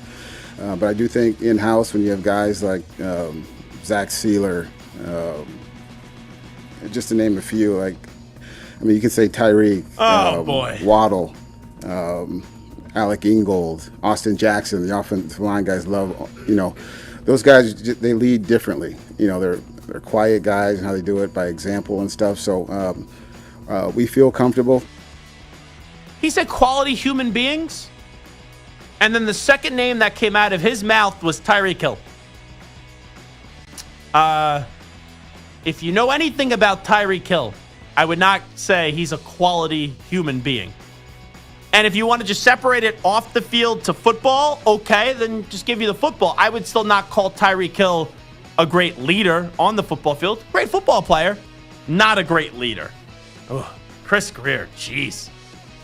Last offseason, I guess that's almost better than last offseason when he made fun of all the reporters for talking about beefing up the offensive line to protect Tua, and then Tua got hurt very early in the season. So at least he's not making fun of the media in terms of the offensive line this year. Ay. Here is Joe Shane. Is there pressure to draft a quarterback with the 3rd overall pick? With the signing of those 2 players, I think we put ourselves in a position where, I don't think that's mandatory or something that we're, our feet to the fire and we have to do. I do think we've upgraded that room, compared to where it was a year ago. I like the 2 guys that we have, and, Tommy's still in there, and he's won games for us too, and he's still developing, so we're happy with the makeup of the room right now. Well, yeah, of course the room got better. You brought in Russell Wilson and you brought in Jameis Winston. Now, neither are great, but it was better than what you had last year. Still, with that being said, though, you don't have your franchise quarterback. So here's Joe Shane. He says you can't miss on a draft when it comes to a franchise quarterback. Where we are, yeah. I mean, you would like to have a young franchise quarterback. I think every general manager would be. Everybody wants that. So, but the value has to be right, or it doesn't matter. I mean, you get that one wrong, you just got to get that right. Well, Joe, and I like Joe. I do. I know Joe a little bit. Here's what I would say to him. If you, let's say, get Abdul Carter right or Travis Hunter right, okay, is that going to keep you your job? You're going to go parlay that into 9 wins this year, 8 wins this year? No.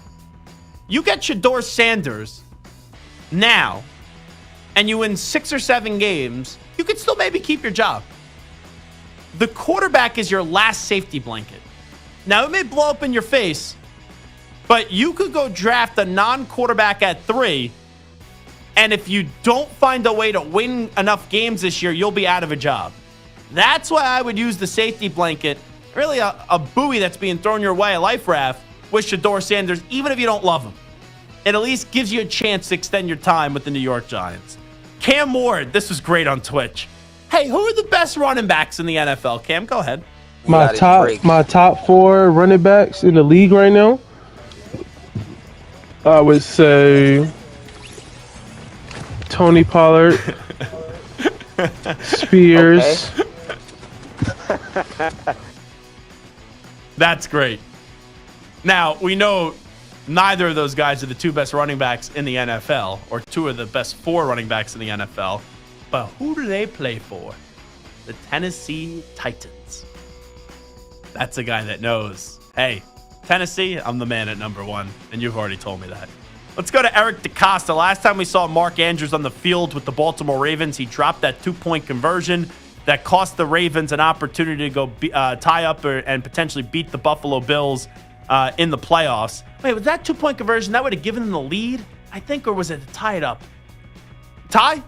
Okay. But anyway, still, it cost them the game. Here is Eric DeCosta on the future of Mark Andrews. I never know what's going to happen, Jeff, and I would never want to say this or that, but I can tell you this. Mark Andrews is a warrior, and he's played his butt off for us, and his competitiveness, his talent, his attitude, his leadership is so valued here, and he's a great player, and I think we're in the business of keeping as many great players as we can. Let's go to John Harbaugh on if Travis Hunter can play both ways in the NFL. It's going to be interesting to see how they do it wherever he goes, but to say that you're going to be completely immersed in everything that there is to know on offense and everything there is to know on defense, I don't know if there's enough hours in the day for a player to be able to do that and to have every detail locked down. But you certainly can do it, I would think, on one side of the ball and then have some sort of a package on the other side of the ball, which is my guess is how the team will do it wherever he goes. But I assume we'll be playing against him, so we're about to find out how that team does it. My question to John would be, well, he was able to put in the preparation to know both sides of the ball in college, so why couldn't he do that in the NFL? Like, I understand what John's saying and how he thinks he should be used, but the idea that there's not enough hours in the day to know both sides of the ball, well, he did it in college, why can't he do it in the pros? That's some of the old ideology of the NFL, where you have a lot of stubborn people, and it's like, oh, it's never been done before, so I don't care if this kid won the Heisman, if he's 1-1, it's not going to work that way in the NFL. Let's go to Travis Hunter on CBS Sports. Garrett, how do you say this guy's last name? Podell? I think it's Podell. I would go Podell, probably not Podell. Here is Garrett Podell, CBS Sports. Travis Hunter, how he wants Roger Goodell to introduce him at the draft. So there comes a part in the draft where your name is called, a card is turned in, and the commissioner says your name, and he assigns a position to it. What position do you want to hear the commissioner say when he says Travis Hunter? He better say wide receiver and DB. You got to. So just wide receiver, DB, not athlete? Nah, I need him to say wide receiver and DB. I like that, because that's the way that you want it to be played. Now, he was asked, also CBS Sports, one position, right? If team says you can play one position, wide receiver or corner, and not both, or quit football, what would you do? If you had to choose between playing only one position in the NFL or never playing football again, what would you choose? Just never playing football again. That's how passionate you are about playing both positions. Why is that? Yes, I've been doing it my whole life. And I love being on the football field, and I feel like I can dominate on each side of the ball, so I really enjoy doing it. Yeah, I don't really buy that. Like, I understand you saying that, but if, let's say, you get drafted by Cleveland, they go, you're only playing wide receiver. If you don't like it, quit. Are you going to really quit? I would have a tough time thinking that would be the case. Let's go to Will Howard. This is on Hey Rookie. Welcome to the NFL and ESPN. Remember this whole thing with our buddy Warren Sapp? He's like, there's no way this guy was actually throwing outside at the Combine. Well, Will Howard talked about throwing outside at the Combine. Me and Jake, we've been throwing in the hotel. There was a couple times I, hit the ceiling. I was like, ooh. Jake came up to me. He's like, I got this idea, man. I want to go out in the street, man, and throw 2 go balls. He's like, okay. So we walked out front of the Omni, right out here. So I throw it, and I'm like, oh no, because I led him a little bit, and then I hear, boom, and I was like, oh, what was that? Sorry if that was your car, but then I was like, all right, let me get through 3 more, and then all of a sudden this guy with a Stogies walking by, and I didn't know who it was, but he walked past Jake. He said something to him, shook his hand real quick, and kept walking. I was like, who was that? He was like, it was Brian Dable, the Giants head coach. I guess he was like, who is that throwing over there? Who's that big SOB throwing over there? It was Will Howard. Oh my God. Jake said that, and I guess Dable was like, yeah, man, that's awesome. He loved it. That's a great story, But I don't know about you, Stu. When you're hearing that and you hear him throwing the football, leading him, and then you hear a crash and they're talking about cars, I'm thinking he got hit by a car, not that the football hit the car. No, That's why I was like, oh my God. Like you let him into a car and he got smacked, your teammate? Jeez. And then he's like, oh, he dented a car. Like, who cares if you throw a football in it? You know, it's a Lamborghini, a Rolls Royce, I understand, but like, come on. I thought that story was about to just take a morbid turn. Let's go to Caitlin Clark. She was on My Next Guest Needs No Introduction with David Letterman. Caitlin Clark, who'd she compare herself to? I don't want to compare myself to anybody else. I don't like that. Yeah. I hate saying this because LeBron is like the greatest basketball player of all time, but obviously he didn't even go to college and he had all these expectations coming out of high school to be like the greatest player ever. And obviously that's a lot. Like that's a lot to take on your shoulders and a lot for the NBA at the time. And he's obviously lived up to it, and he's still one of the best players, if not the best player in the world still, and he's turning 40 this month or next month, whatever it is. And it's incredible what he's done for the game of basketball and the way he's carried himself. So, like, I've always been a fan of him. So she's saying LeBron. Stu, who's the first person you think of when you compare Caitlin Clark to someone? Because I think it's fairly obvious. It's not LeBron. I would say Steph Curry. Right? Boom. To me, the way that she shoots the ball in the basketball court, jaw-dropping, just like how Steph Curry does. I like the answer on why she said LeBron, just because the expectations and always in the spotlight and always being viewed as the person that changed the sport and stuff like that. Okay, I like the answer. But in terms of a basketball sense, it is clearly, without a doubt, Steph Curry. All righty, fun show today. We'll be back tomorrow on a Thursday. We will be 1 week from the NFL draft tomorrow.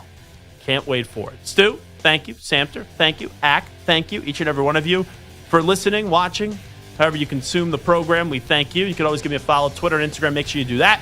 At Zach Gelb, ZachGelb. We will talk to you tomorrow at 3 p.m. Eastern, noon Pacific, everybody. We out. Bye-bye. Peace.